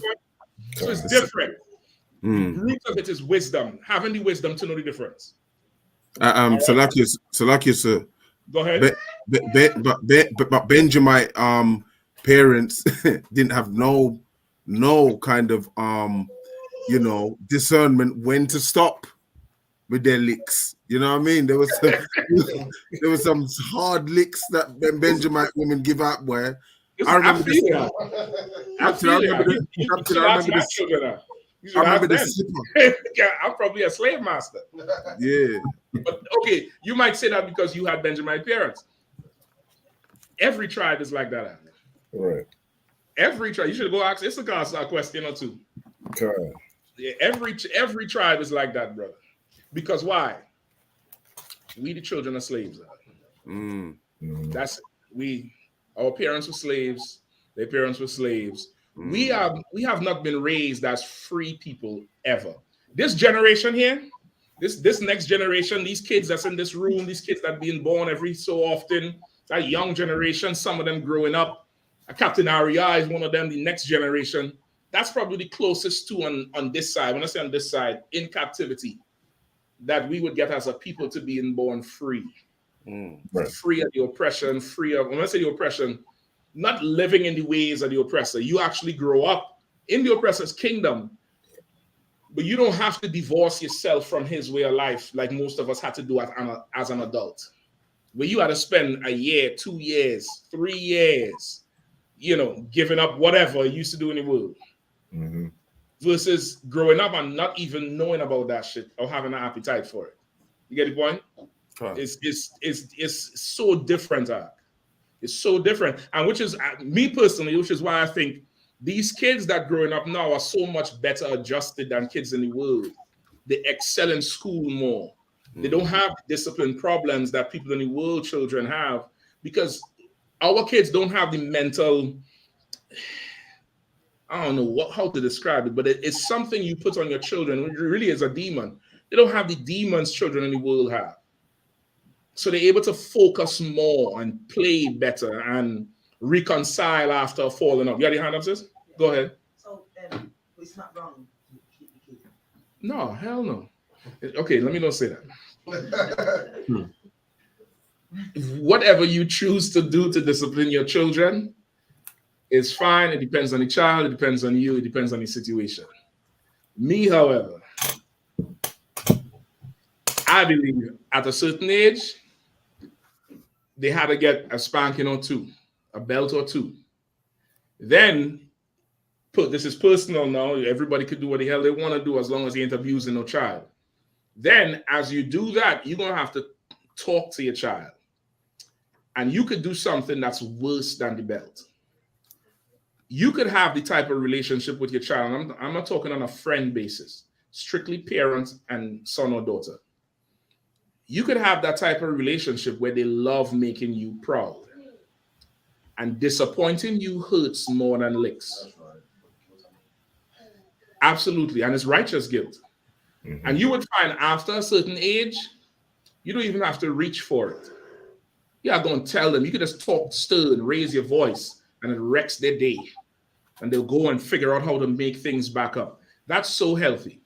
It's so healthy and good. Because even if you develop a long-term discipline strategy of using the belt, there's going to come a certain age where that child's going to be looking you straight in your face. Whether they're the same height or they're shorter, but they're old enough now to just look at you in your eye. And that belt ain't going to mean shit. Now it's going to be fisticuffs. And now you fighting with your child and all that kind of unhealthy bullshit, toxic nonsense. You get the point? Okay. But you could now develop something in them that they never want to disappoint you as their parents. They always want to make you proud. They know that if you mad with them, it's for a good reason. Right. And that's something most of us ain't really grow up with, where you don't even understand why this motherfucker mad. Excuse my language. And again, it comes from being oppressed. A lot of the anger we experience from parents growing up is because of the slavery, because they had a bad day at slave, because they can't pay bills. And they never had somebody to tell them, F this world, the white man is the devil. That's right. How many of us have a bill due right now? Don't lie, don't be proud. Benjamin, come on.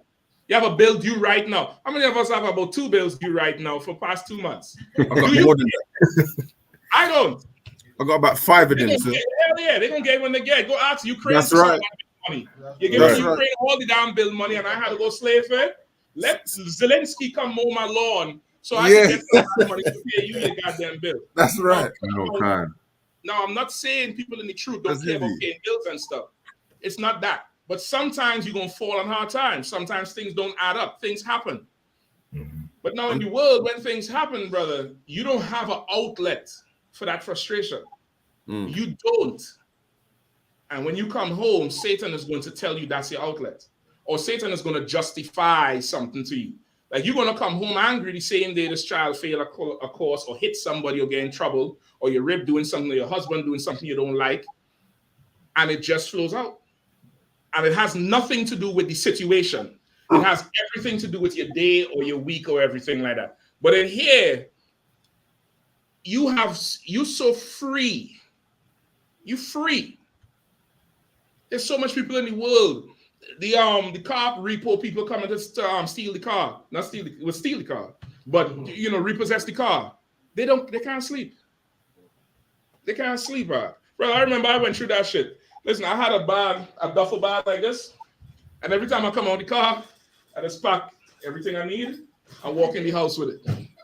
If they want to come get that shit when I'm sleeping, fine. Take it. Good. Right. Like what? We can't get another car? The white man built Greece and Rome and England and America. He had 4 empires that the Lord repossessed from him. I can't get another car? No. I ain't have the stress. But our parents in the world, being Christians, they don't understand the root of their stress. The root of their stress is the white man is the devil. That's right. You something bothering you, something tripping you out, you can't handle certain shit. The white man is the devil first and foremost. That's right. After that, you start to realize why you have this conflict with your brother or your sister or your rib or your husband or your children. And you could now more meter it. You could actually control it and meter it out. And meter it meaning you give it exactly what it needs, like a measurement. Versus you just exploding because you can't pay this bill and you had a bad day and they're talking about fire. And F them damn heathens, man. That's right. You gotta give a damn about them or any of them. I'm trying to get Salaki, I'm trying to get to the Passover. The bill can wait, man. This bill can wait. I'm getting to the Passover. You know what I mean? Egypt bills waited. You get the point? No, with that said, get some wisdom. Get some wisdom. Because I'd be damned to get a call. Hey, Mashak, this brother, he's homeless. He said you told him to not pay nothing. No. And I'll say, and I'll say, Mashak, I don't know about that. Just call a counselor. God, Salaki said, yeah, I get the point. But don't get wisdom on the air. Just get wisdom at another time. I'm teaching now. Yeah. No, I'm not going to do that. No. No sweat. All right, let's move on to the next verse quickly and then get some more questions before the time is up, all right? Yeah. Verse 18. Uh-huh. The wicked worketh. Let's get somebody else to read, all right? Yeah, What is that? You want to take that one?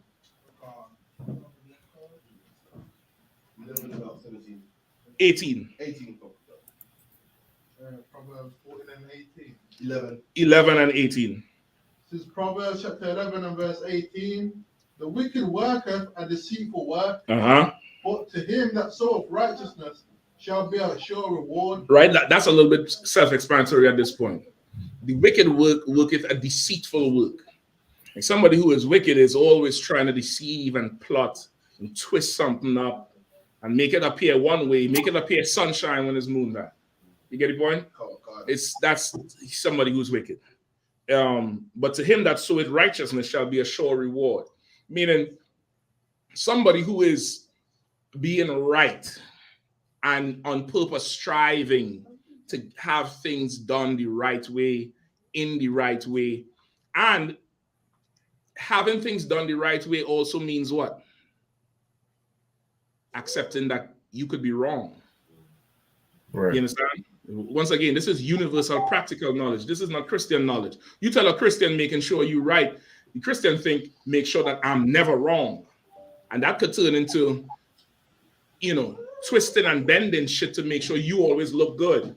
Sometimes the person who says, the one that sows righteousness, sometimes the righteousness they're sowing is admitting fault. That's my fault. You know what I mean? Oh, Salaki, I was wrong in that shit. You get the point? That's sowing righteousness, because now it's like, damn, you really say Salaki. All right. Now it takes the demon off the next person, because the next person be like, you don't never say something. And it moves from this particular instance to just you and who you are, and you never this and you never that. When you could just say Salaki, and now the demon is, oh shit, doesn't say Salaki. You get the point? Now you sow in that righteousness. You understand? Let's keep going. As righteousness tendeth to life, so he that pursueth evil pursueth it to his own death. Same way. As righteousness tendeth to life, like how you tend to a child or tend to a garden, you ought to, water it and take out the weeds and make sure it gets sun, or a child change the nappy or do whatever. You ought to tend to righteousness like that, and it would be to life. So no matter what you're dealing with, how hard it could be, as long as you tend to righteousness, you can be sure your reward, or else the Lord ain't real. You get the point? Or else the Lord ain't real. People in the world make so much excuses not to do the right thing. And that's the proof they don't believe in the Lord. Christians don't believe nothing the Lord say. Nothing. Mm-hmm. Nothing. Because they will do and say whatever to just, not have to be, responsible or accountable for something, or to deal right with something. In the same way, he that pursueth evil pursueth it to his own death. Somebody who's doing something absolutely wrong, absolutely false, they may enjoy glory or wealth or power or being seen as right for a season, but they're going to surely pay for whatever the hell they do. You understand? Right. All this thing they're doing is going to be to their own death, their own fault. Right? Go ahead. They that are of a froward heart are abomination to the Lord, but such as are upright in their way are his delight. All right. What does that mean?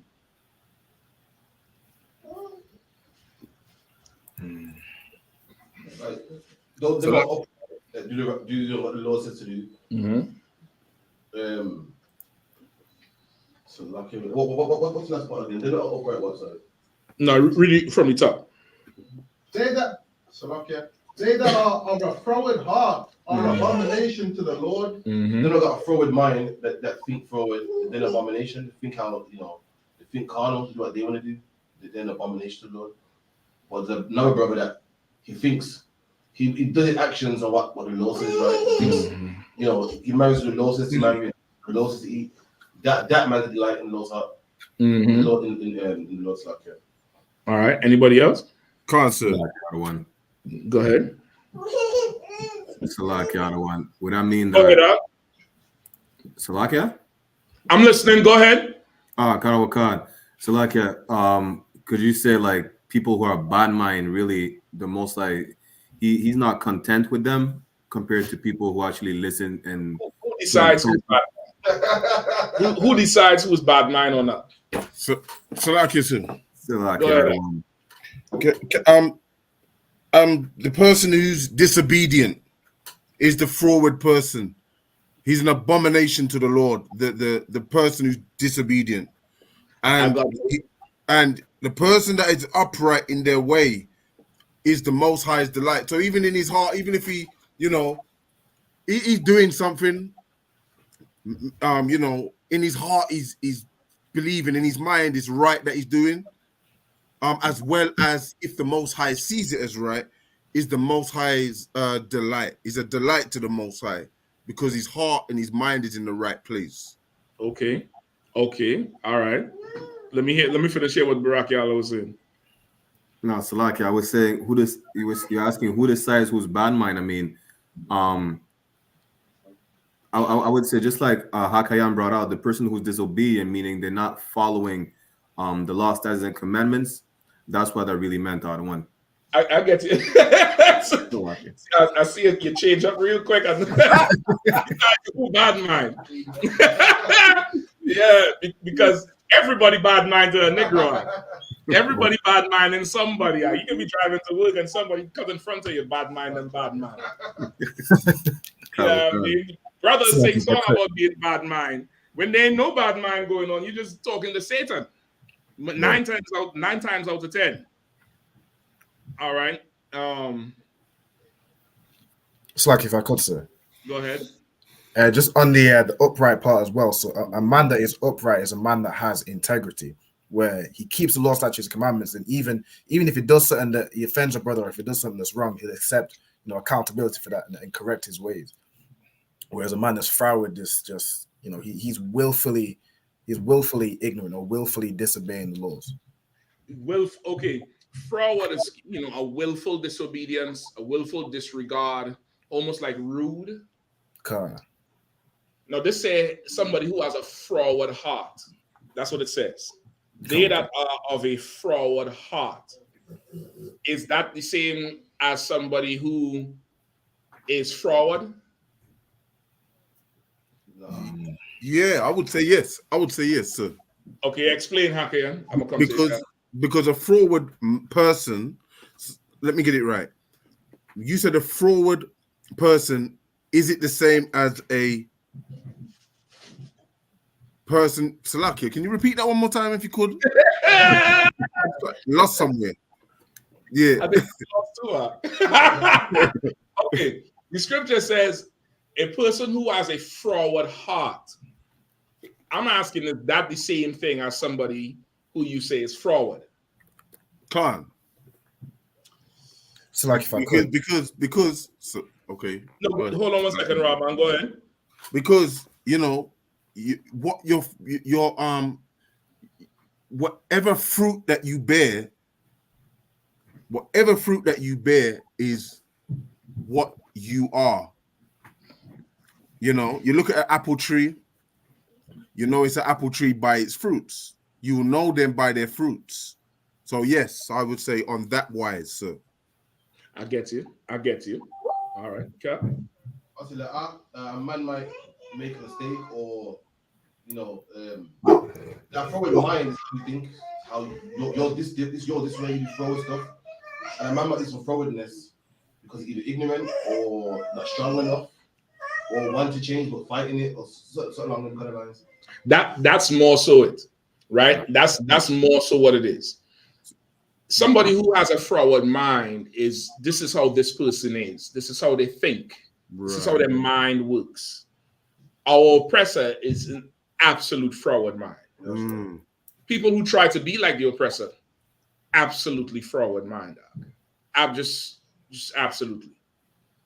There's somebody who may do something that's froward or behave froward, but as the captain said, they may not know any better, or they're just inexperienced and they could change. But now, after you've done been taught, after you done go through a period of time where you ought to change, then if you still displaying this on not a consistent basis, but regularly enough, now you have to say this person have a froward mind, because you've been taught.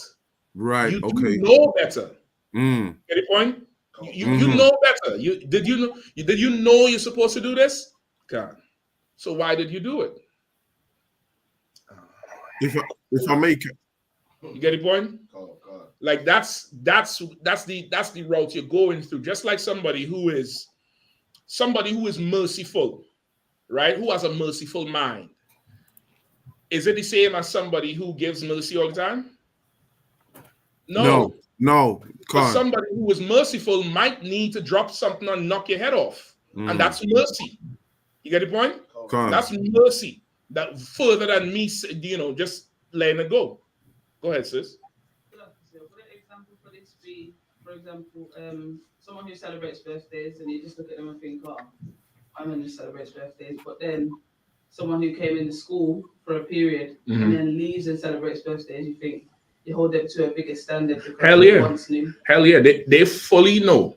And let me tell you something. In a situation like that, that person is convincing themselves that cake tastes good.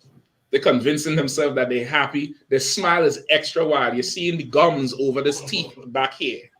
The big teeth that the dentist pull out with the big pliers. You can see the gum over that tooth with the smile they're having, because they have to convince themselves so much. Now they have to make their mind get there. You get the point? It's similar to that, but not so much. But you could use that as an example. Somebody who has a forward mind, this is just how this person thinks. That's just that. Another person doesn't think like that, but they can be forward. Right. And to somebody who they're being forward to, that person might say, why you got to be so rude? Sometimes this is mercy for you. If I make me telling you about yourself is mercy. Sometimes me being told about myself is mercy. Because this person who's telling me surely has the power to just do everything their heart desires to me. But wisdom makes them have a certain amount of mercy for it. Right. You understand? Can't, sir. I was going to add to it, sir, if I could. I ain't sure if you're adding to it, but I'll hear your point. Oh, okay, sir. So basically, a forward person is a man that continues in forwardness. Someone who has a forward heart, like what the scripture. Yeah, Salakir. That's the word. Differently, you might be saying something different. That's what I mean, yeah. You're saying someone who has a forward heart. This is, regular occurrences of this thing with there's no alternate. There's nothing else being done. You get the point? Right, fully. And a person that commits disobedience or forwardness is not necessarily a forward person. He just made a couple of mistakes. Exactly. Let me give you something everybody would understand. To the oppressor, the average black man or woman is forward. We have a forward mind. You hear them. This is how these people think. In this community, this is how they are. You have to understand that. Forget about a sister if she get pregnant. They think you have the pain threshold of an animal. Right. So of course you don't get painkillers. You don't get certain treatment that the oppressor's daughter does. You get the point? Because that's what they think we are. We are not like that though. You get the point? They may look at our social interaction with each other, how we, over the slightest thing we might unalive or kill each other or whatever. They may look at how we treat each other, and to them we have a forward mind. They never consider the oppression that we're under. They never consider we did not grow up in a healthy environment that we could have healthy conflict resolution with each other. They never considered that from the age of 2, from the time you could point to the TV and tell your mommy or your daddy the favorite TV show, the star of the TV show looks like a white man. So everything we grow up thinking is right and good and heroic and brave and beautiful is a white man. So now when somebody who looks like me offends me, that person is Satan and I have to give them the full extent of my force. They never consider all of that. They just say we're forward, which is false. You get the point out Can't, sir. Fully. But they have a forward mind. They did not grow up watching us on TV as heroes. They did not grow up being oppressed. They did not grow up being occupied and every police officer pulling them over just because of who they are nationally. They grew up with all the freedom in the world and still they won't be righteous. They are inherently wicked or they have a forward mind or a forward heart. You get the point? Sir. They will lie to you for no reason now. None. Just lie to you. How much brothers you see film a traffic stop, and as soon as the cop come up, he say one thing. When he realized the camera on him, or when the brother called for the higher officer, he says something totally different. Why he lied? He didn't have to lie. He didn't have to do and say all of that, but he has a forward mind. He has a goddamn forward mind. You get it, point? He is not somebody who could be helped. because he has education. You hear how much times they say, when a cop does something wrong or some oppressor does something wrong, well, we need more training and we need, more education for the community. You have Yale, you got what you have over here, Cambridge, Oxford. How much more effing education you need? You're going to the moon. How much more education you need? You got all the education, all the resources, all the holidays, all the retreats for relaxation. And yet still you can't be righteous to save your life. You forward. That's right. You have a forward mind. Right. You evil. There's no changing you. But a brother and sister, we could always change. We didn't have nothing to start with. The way we behave is the result of circumstance. It's like locking a plant up in a cupboard and opening it for 1 hour sunlight. The plant naturally would bend. That's an experiment you do in school. Do that with your kids sometime. Put the plant in the closet and open it for 1 day or leave a little hole on one side of the closet where sunlight could come through. You would see that plant bend and grow towards the sun. Then take the plants out, get a stick, and then tie the plant to the stick and put it outside. You see that plant start to grow upright and branch out. Okay. That's us. That's us. Mm. You get it? You get the point? Can't fully. That's heavy. All right. We good on this one? Can't, sir. All right. Go ahead. Any questions in the room? You're good? I had a button to break down Zechariah 1:18-21. Okay. Somebody else had some questions too? One more online as well. No, some more. One more you said no Galatians. Somebody had Galatians and somebody had quite a bit, sir. All right, let's get those. All right, we're good. Zechariah 1:18-21. Zechariah 1, verse 18. Then lifted I up my eyes and saw, behold, 4 horns. Verse 19. And I said unto the angel that talked to me with me, what be these? And he answered me, these are the horns which were scattered Judah, Israel, and Jerusalem. Verse 20. And the Lord showed me 4 carpenters. Then I said, I might have to get a refresher on this. I think if this is not with Babylon, it's 4 empires or 4 generals. This is who discomfited Israel. Just like the horns in Daniel was, you had the 7 horns, which is the 7 nations. Then you had the 10 horns. Then you had the 2 horns that uprooted the 1 horn. Those represent different countries and empires. This one is that I just can't remember who these are exactly.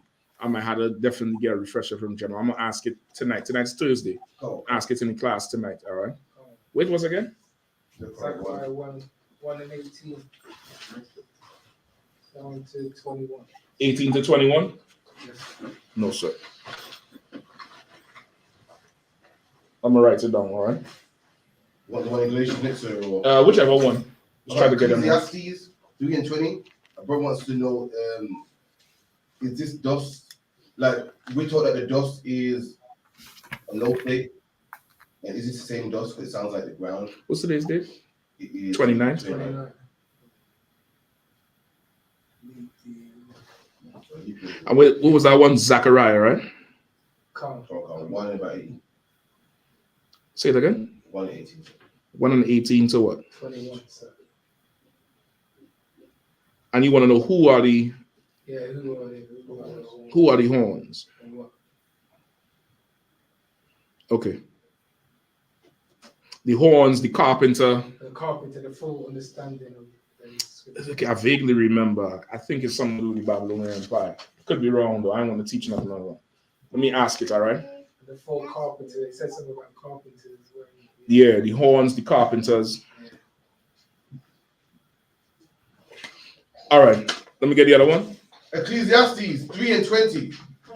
All go on. Sorry. All Ecclesiastes, go. not to us, right? No. Ecclesiastes. Yeah, go ahead. Ecclesiastes 3:20. All go unto one place. All are of the dust, and all turn to dust again. Okay.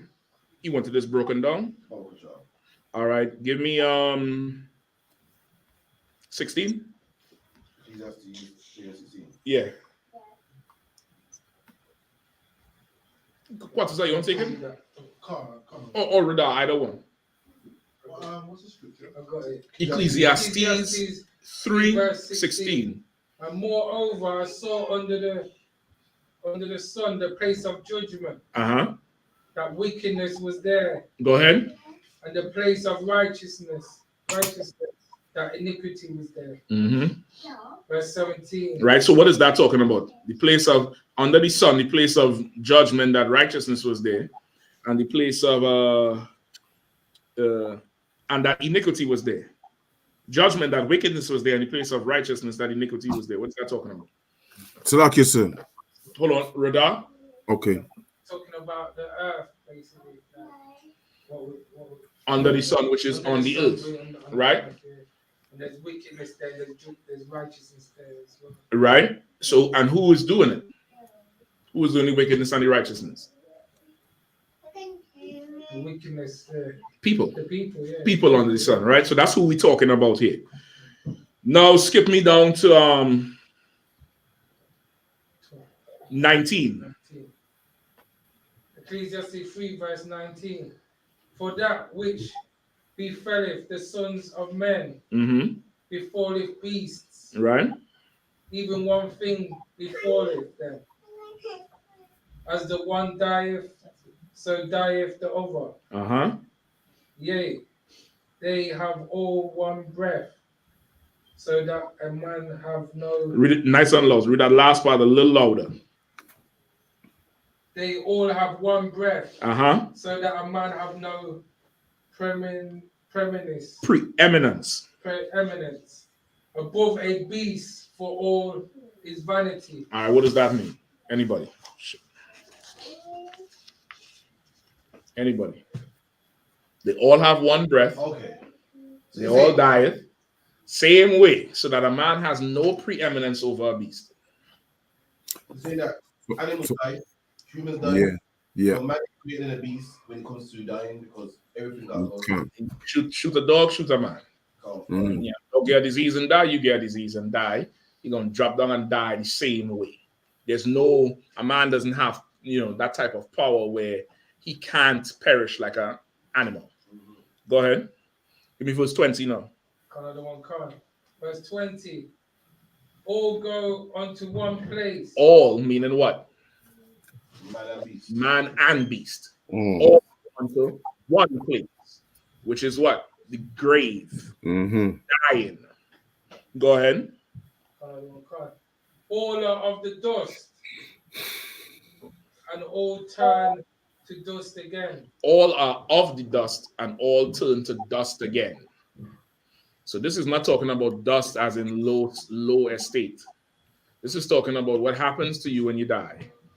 Your body turns to dust. Your body decays. Even when you're alive, your body turns to dust. If you don't go outside for 2 weeks, most of y'all during the COVID, right? Y'all wasn't going outside. Where all the dust in the house come from? You. So when Adam came from the dust, with twofold, did he literally come from dust? No, Adam was given the truth. That's why it says Adam was already on the earth at the end of the 6th day. On the 6th day, the Lord actually created mankind. When it says male and female, he created them. He created the species of mankind. Then it says all his work was done. And on the 7th day, he formed Adam of the dust. It used different language. All his work, all the Lord's work was actually done. All his creation was actually done. He gave Adam the truth on his day of rest. The scriptures say, enter into the Lord's rest. Like Adam, meaning come into the truth. Adam was given the truth because Adam was living in a low state, like dirty. Like much like how we look at Hamites today. We look at Hamites like you You know, you African booty scratcher. You go live in a hut, ooga mooga mooga. Yeah. What's your name? Yeah, I mean, like how we look at them, it's like they living in the dust. Some of them living in the dust, literally. Yeah, I mean, they're literally in the dust. Now think of they living in the dust, and then somebody makes Burna Boy. Did they grow Burna Boy out of some lab? No, he's from the dust. They just take him and give him money.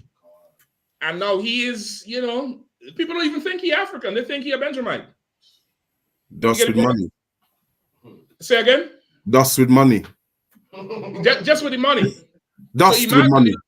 Listen, and just imagine the Lord give you his spirit. Think about how now you looking compared to everybody else. You showering after sex, you showering just at the end of the day. You certain things is separate. You have things in order. You know, you ain't having sex with the animals. Just think the things, the laws the Lord gave us, we could take for granted. But you gotta understand, outside of here, people is doing some heinous, nasty shit. Just damn. Just not some documentary I was watching, brother. And there's a geriatric colony down there in Florida, right? You remember we had Passover in Florida? Florida's a huge state, huge. And there's some part down there close to Orlando. There's a huge geriatric settlement, almost like a part of the city, like how Birmingham is. Imagine a certain section, it's, you know, cordoned off, and everybody in there is like 70 and over. It's a retirement place, not like a home, like a village. Like everybody who live in there, the houses, you show 70 and up, 65 and up. Brother, there's a whole syphilis and herpes epidemic going on. And they're wondering how these old people catching syphilis and herpes so much. So they did a study. Well, not a study. They went around and observed them. These old people on the golf course, they would hang, is it bags or bonnets? Something, or drawers. They would hang these different colored drawers on the cars. Or bags, something. I forget where they hang. And you could probably Google it and find out. And the bags is colors for sexual preference. Some of them is threesomes, foursomes, orgies, trannies, whatever. And that's how they communicate to each other what they're down with. So when they have all these retirement parties and they're sipping on the little, you know, champagne and shit, the night activity is out of this world. And there's a whole epidemic. You could Google it. You'd find it. Go ahead, sis. What do you think? Absolute devils. The forward-minded ones. Not us. We ain't down there. You might find one or two of the tribes down there because of the location. But it's largely, I mean, predominantly Edomite. And they have a whole group of Edomites that's like Eastern European, German, Russian, Poland, all that type of shit. And brother, that's what they're doing in their age. Imagine what they was doing in their youth when they were strong. What was the loofah, cousin? Loofah, that's what it is. The loofah is like a the kind of net them woman be scrubbing the skin with. Oh, look at that. Yeah, like that. You get the point? Like some people use rags, right? It's usually sister. I know brothers might do it, but I've always seen, you know, females. It's either they have a little rope, a little flimsy rope on the end, and it's like a net that they fold into like a flower, and they use it to scrub your skin when taking a bath. They hang that on the car, and each color represents how freaky they want to get tonight. And brother, there's a whole syphilis and herpes epidemic breaking out amongst them old people. They don't care, they're gonna die anyway. That's how they think. You understand? They have a forward mind. Now imagine what they was doing when they was young. And Adam is walking around in that society, and the Lord gave him rules. Don't marry these people, don't have sex with the animal, bathe after sex. When the woman is unclean, don't have sex with her, give her time off. These kids do this, don't have sex with the baby. Animals do this with them. That you get the point? He gave you the laws. And now when they catching herpes and syphilis and all kind of shit breaking out on them, you strong. And you not doing that. And your grandchildren coming to see you. Them people down there, their kids ain't coming to see them, man. And kids ain't coming to see them. One kiss, that baby is done for life. You get the point? That's how powerful the law is. So when you say He raised Adam out of the dust. That's what it's talking about. From a Right. dirty lifestyle. Mm. In this scripture here, it's talking about the decay your body goes through once you're dead. When you're alive, your body sheds dust. It says dirt, pieces of your skin. You get the point? When you're dead, everything decays and goes to dust. So you see, mankind, not Adam, mankind as a whole. I heard a debate. Some people saying that mankind comes from water because the body's made. Let's get it. Give me Genesis 1. Go ahead, come on. And some people say the body's made of dirt because you got zinc, copper, just like dirt. Which one is it? Well, let's just find out what the Lord says. Oh, okay. Let's go to the manufacturer. Let's go to the manufacturer and go to the instructional manual. Genesis 1. Genesis 1, 16, 18. Let me get Quatzar on that one. Quatzar, if you grab that one. Please.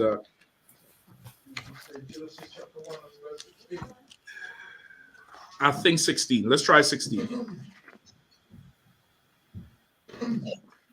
This is chapter 1 and verse 16. And God made 2 great lights. Nope. Skip down to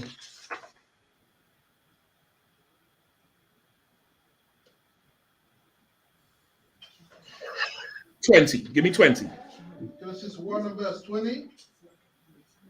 And God said, let the waters bring forth abundantly the moving creature that have life. The moving creature that had life, let the waters bring them out. Go ahead. And fowl that may fly above the earth in the open firmament of heaven. So the waters brought forth moving creatures that are in the water and the birds.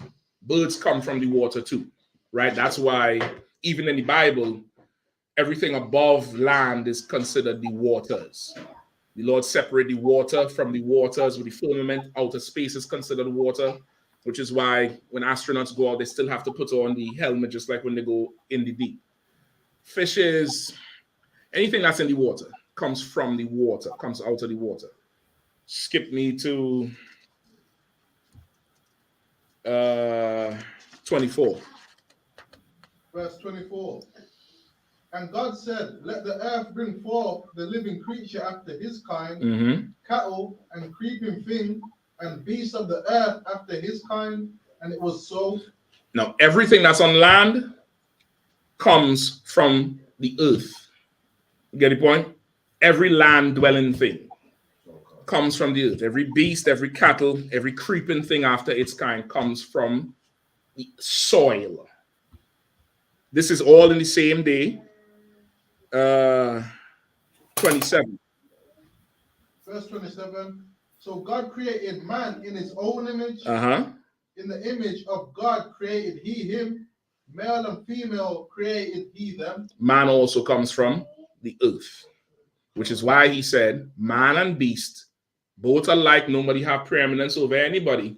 They all go to the same place and return to the dust because we come from the earth. You get the point? Come on. There is in the image of God. So that means heathens got the capacity to do the right thing. Yes. Yes. Okay. They have the capacity, but they've never been given the law. You get the point? They've never been given our God's laws. So in essence, a heathen can't sin. You get the point? It's almost like you ever heard of diplomatic immunity? You have, I don't know how it is over here, but in the States, right? I live in DC. So I see it. DC has a whole street called Embassy Street or Embassy Row. They have different streets where they have all the embassies. Right? Yeah, they have it in London. Now, all the cars in those embassies have different plates than DC plates. They have plates and it says diplomatic on there, and there's a number. So the families who live there and work there, the children go to a certain school. And in some instances, these diplomats, which are actually foreign nationals, but they're foreign government people, technically can't break America's laws. With certain things, they have something called diplomatic immunity. Meaning, because they are diplomats, they crash this car and possibly kill someone. I'm just saying something. I don't know if it's actually that, but I know certain things they don't have to worry about. They don't have to face it like how you would face it. You get the point? Certain things is they actually, really, they're not even in America. That's why they live in the embassy. The embassy is considered the soil of Pakistan or China. While they're there, they had to obey China's laws. But America's laws don't really come in there. You get the point? It's almost like that, where the Lord gave us his laws. They don't really have it. He gonna punish them the same way because they're evil. But we his children, we belong to him. You understand?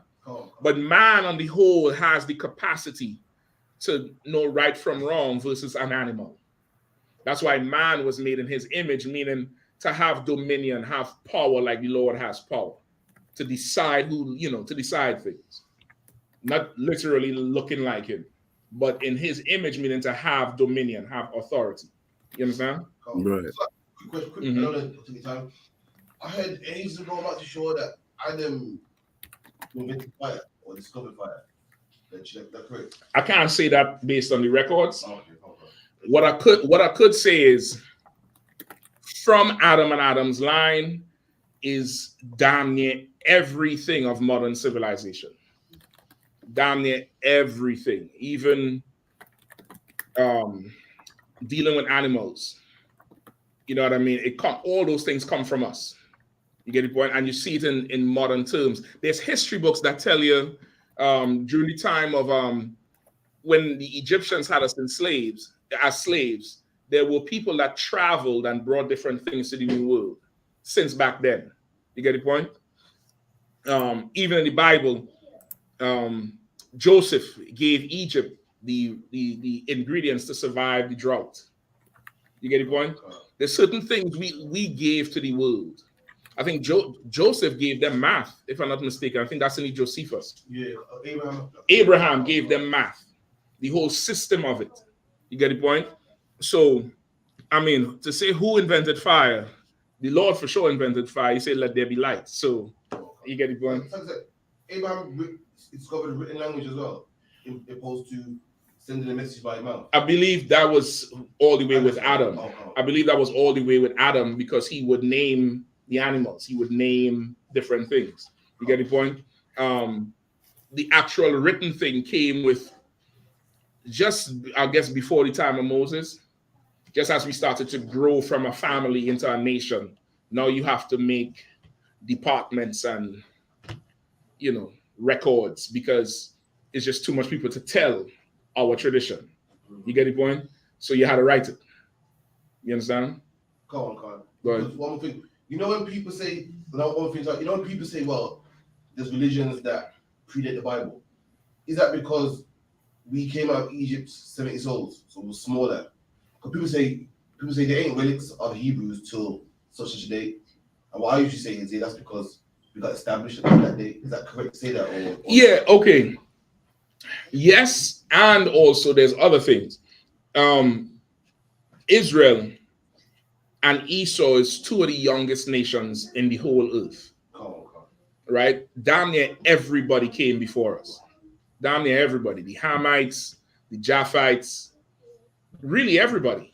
Esau and Jacob is probably the two youngest nations in the whole earth. Now, was there religions before? Hell yeah. There was worshiping Nimrod when we was a small family. You get the point? That doesn't mean anything.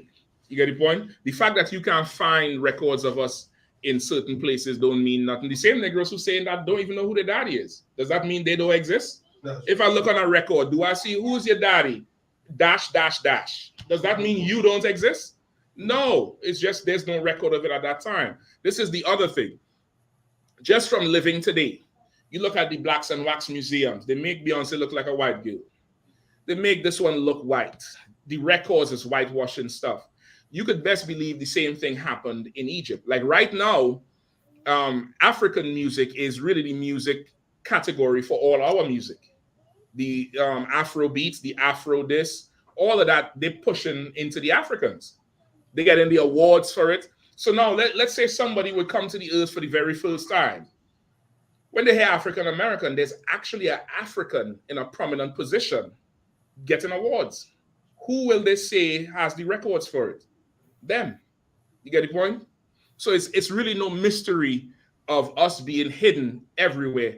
We always hidden. We always hidden. Everywhere we go, you would think we not there when we absolutely there. without a doubt, we absolutely right there, pushing their whole society forward, but we don't get any of the props for it. We don't get the recognition for it. Brock, the question. Go ahead, Brock.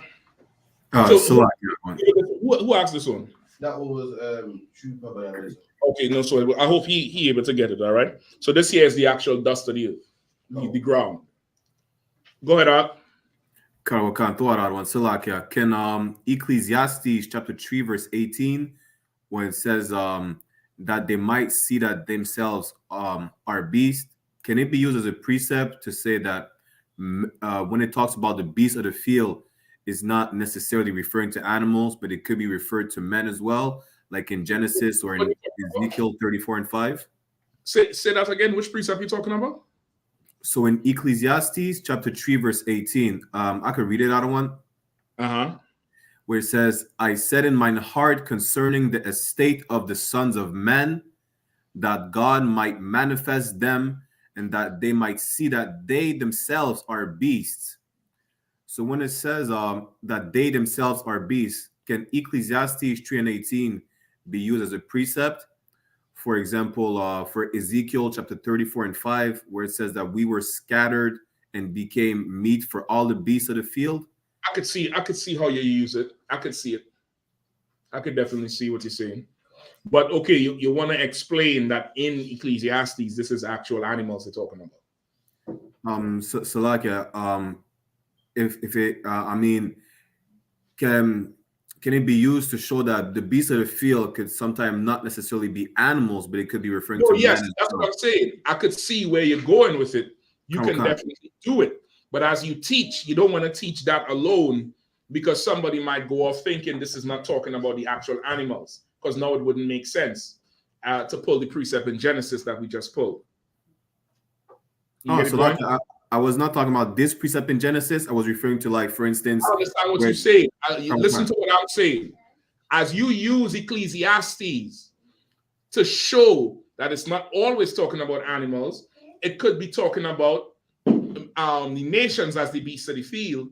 Right. You just want to make it clear that Ecclesiastes is actually talking about animals. Karawakan. You understand what I'm saying? Karawakan. But sometimes people listen to when you teach and they go off with something in their own head that you, maybe because you didn't think to explain it. I just tell you from experience. Sometimes you just ain't think to explain that part. You think it's understood and it's not understood.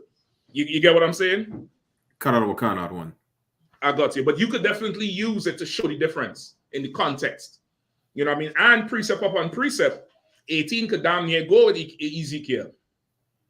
Because it says to show you that you are a beast as well. Karawakan, throw out one. No sweat, brother. So do you want the topic or should you want a question? I think the next question, that's it. I think it's 9:20 something. I ain't trying to stay that long. I think that's, I think that next question is it. One more. The famous shit. So to break down that famous chapter, do I walk through the valley of the shadow of death? All right. Psalms. Let me get the questions that everybody gave too. So we have that one, and then there's one in Galatians, right? 2 in Galatians. 2 in Galatians. Oh, okay. So anybody who needs a roll, y'all could definitely vacate if you need to. I wouldn't be offended. I'm not gonna call a council. Don't worry about it. All right, don't sweat it. So Psalm 23:4 and Galatians 2:21. Okay. Psalms. Yeah, go ahead, brother. May I be excused? I've got something to do, if I could. Yeah. Go ahead, brother. Ain't no sweat. I appreciate it, sir. Thanks. Yeah, I appreciate you, brother. Shalom. YAHANNA, everybody. What you were saying? Psalms what? Psalms 23 and 4. You want to break down, you in church a lot. They don't want to break down what it really means. The dog walks through the valley of the shadow of death. What's to know what the shadow of the valley of death is? More than anything else. Okay, you want to read it? Somebody could read it. Rada or Pastor other one. Psalms 23 and 4. Yeah.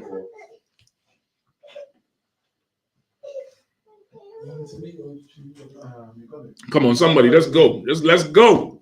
Psalms 23:4.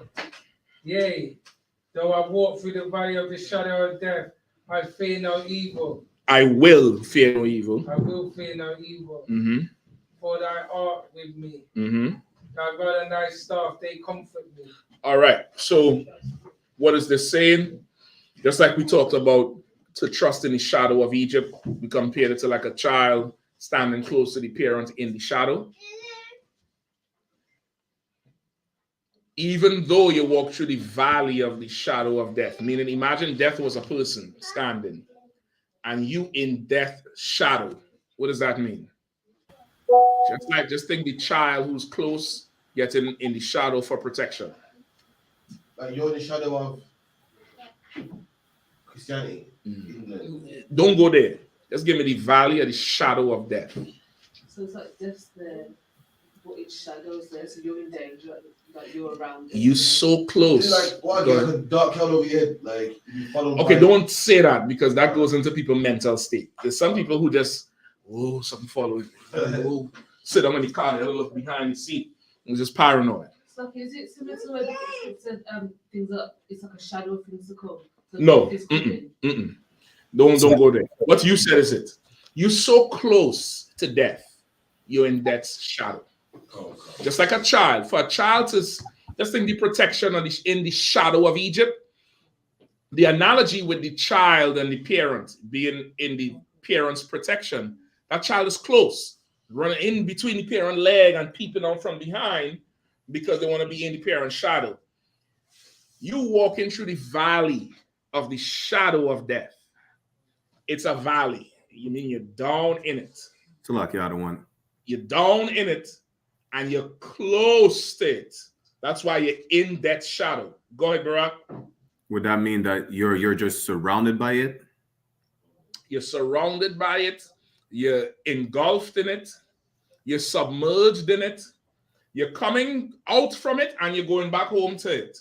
This death is your life. It's your life.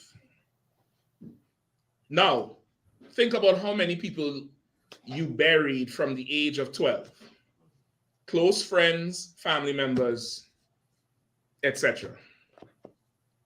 And they ain't just reach your old age and die. This is just, damn.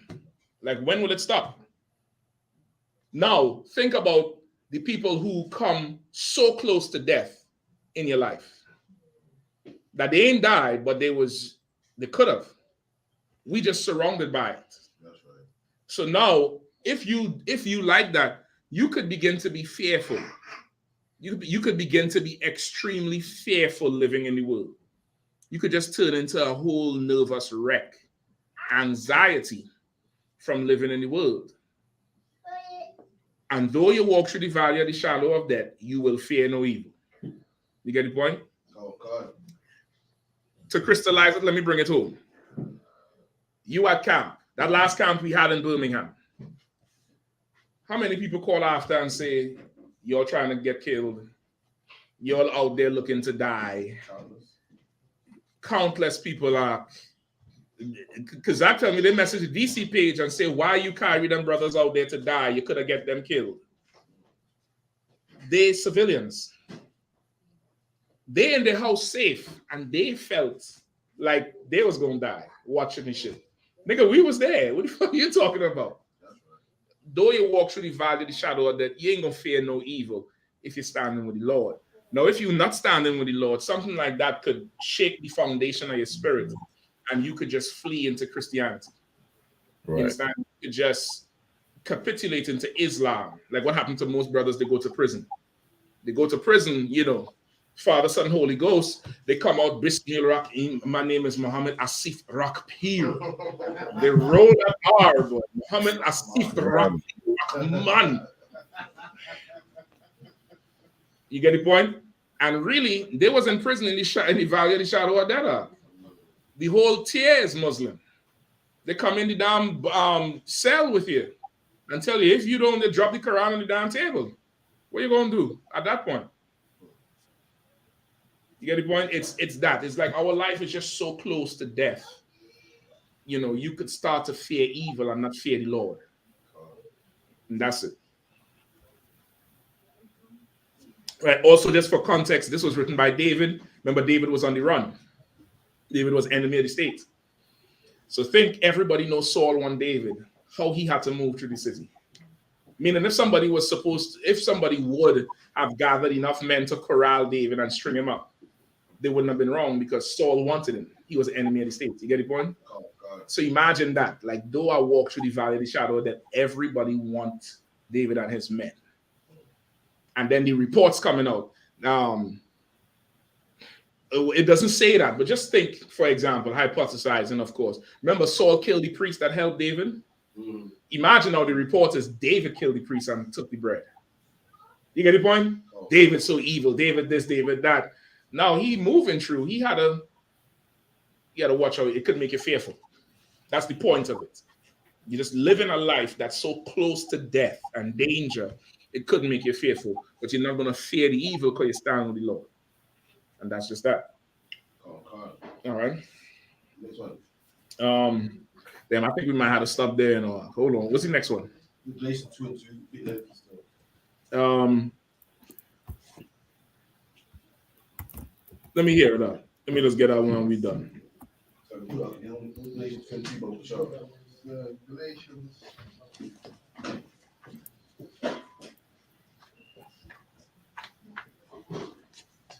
Galatians chapter 2 and verse 2. Yep. And I went up by revelation and communicated unto them that gospel which I preach among the Gentiles. Give me from verse 1. Verse 1.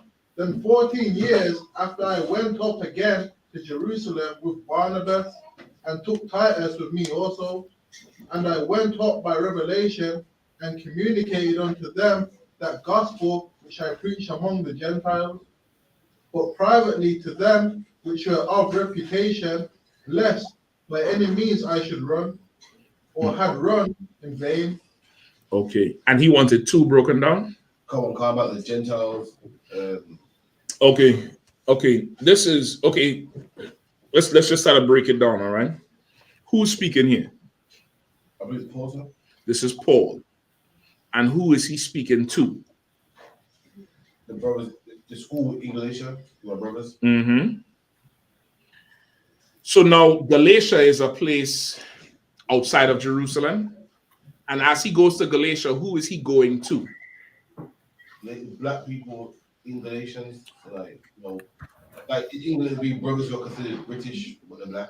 I think even Jamaicans call us British boys, right? But we're the same race. So in essence, what you want to say is Israelites who was born in Galatia, who live like Galatians, but they're not heathens by blood. They're actually brothers and sisters. They just live outside, just like what you said. Benjamites who live in England, Norway, Sweden, Germany. They're Benjamin. They're from the islands. Their parents were slaves, but they're living outside of, traditional Benjamin. You get the point? So that's who Paul went to. That's the Gentiles he's talking about. So read it again from the top. Galatians chapter 2 and verse 1. No, 2 and 2. Let's go. Chapter 2 and verse 2. Well, just for one, he took with him Barnabas and Titus. All right? That's who he went that's who he took with him on this mission here. All right, those two right-hand men down there. That's how you go to other cities. You take 2 brothers could go with you. Oh. Same way. Right, let's go.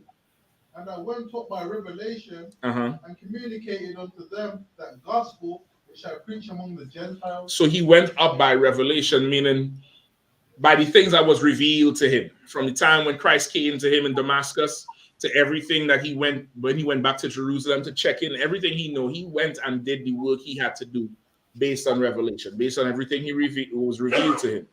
And he communicated unto them the gospel which communicated unto them the gospel which I preached among the Gentiles, which is who? The Israelites by blood who was born in Galatia. Right? He gave them the truth. He started teaching them. Keep going. But privately to them which are of reputation, lest by any means I should run or had run in vain. Right? But privately, or furthermore, or separately or extra, meaning he go and he teaching. But as he's teaching in these cities, he noticed there's some brothers, maybe sisters, I don't know, but there's some brothers who is taking hold of what he's saying more than others. You get the point? And those he's giving some extra. Not just the ones who just come in. There's some who, almost like how the 12 was with Christ. Then he had the people who he taught in multitude. The 12 who was with him, they have the privilege of asking him questions when they're eating. The ones who was at camp, they're going home. Whatever he's speaking at camp, that's it until class. But the ones who going back to eat with him, while they're eating, it's still like, what you said about the, parables and something. What did that mean? I didn't understand what you were saying then. Sounds familiar, right? It's almost like that. There's some who he notices, that's why he said they were, which were of reputation. Get the point? So he taught them even more, lest by any means I should run or had run in vain. Meaning, lest by any means I should run in vain or had run in vain.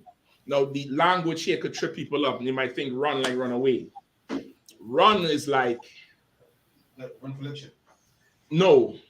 Like, you ever hear people say, like, you have a young brother who coming in here, he want to work. Let the young man run. Let him run. It's like that. Like, all this work he doing, the ones who gravitate and actually come to him after and sticking around him, he giving them a little bit more. He might give them inner workings. You get the point? He might show them how to set everything up. Lest all this work he doing or work he did before was done in vain. Because why? There's nobody who take it up. You get the point? And that's really the essence of this work. Hey, brothers who go and travel all over the place, you pray that the Lord send you some men who's strong enough and disciplined enough and have integrity enough and have the character to inspire other men to follow, so you could give these men what they need to build a foundation. You get the point? Or else you will have to pray to live forever, because there's nobody who could just take up what you're doing. You get the point? And that's the essence of it, of this verse here. Because if not, you can travel anywhere I can teach. You could go teach a camp in Moscow for a week, go to New Zealand for a week, go to the moon for a week. I can teach every day. If nobody there take up what you're saying, what are you going to do? Just watch, hey, let's watch this tape when I was on the moon. You'll see that I cut them on the moon there with that. It's not continuing. There's no effect of it. So these people, these particular brothers, them which were of reputation, privately, Dami is like taught them extra, give them more. Because they look like they're going, once I leave Galatia and go to Corinth or go to Philippia or wherever else, these brothers going to keep this thing running. And they will look for men who will hold on to this thing the same way they held on to it. The same way I held on to it. That's damn near the spirit of what he's saying here. All right? We could finish up Galatians 2 next week if that's the case, all right? Or the brother could ask the rest. I don't want to keep your baby sounding the hell off here. I know that they had a long day. You know what I mean? Second, she worked a double. She worked a whole double. You know what I mean? With that, I pass the class over to who on the Shema? That pass the class over to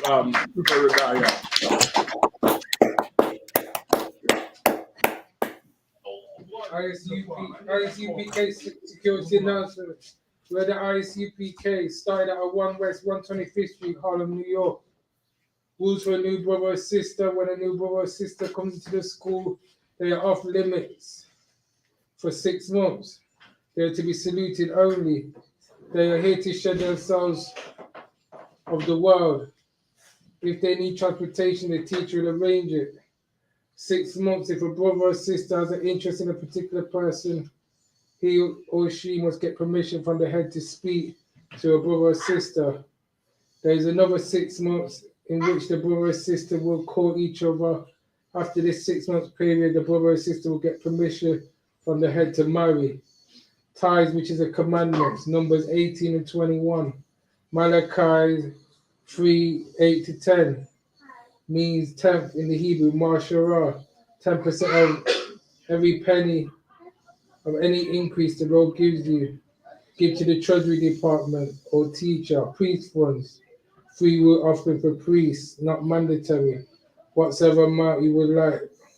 Up and coming holy convocations, Passover, 20th April.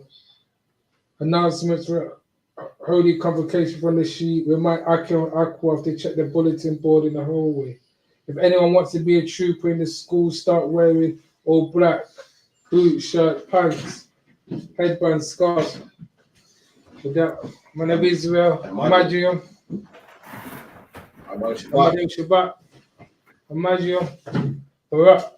Yahweh Hashem Yahushua. Yarimata. Sa. Give the sisters a kind salute. Man of Israel. Imagine. Imagine Shabbat. Imagine. Barak. Yahweh Shema Azam Hashem Yahushua. Yarimata. Dismiss.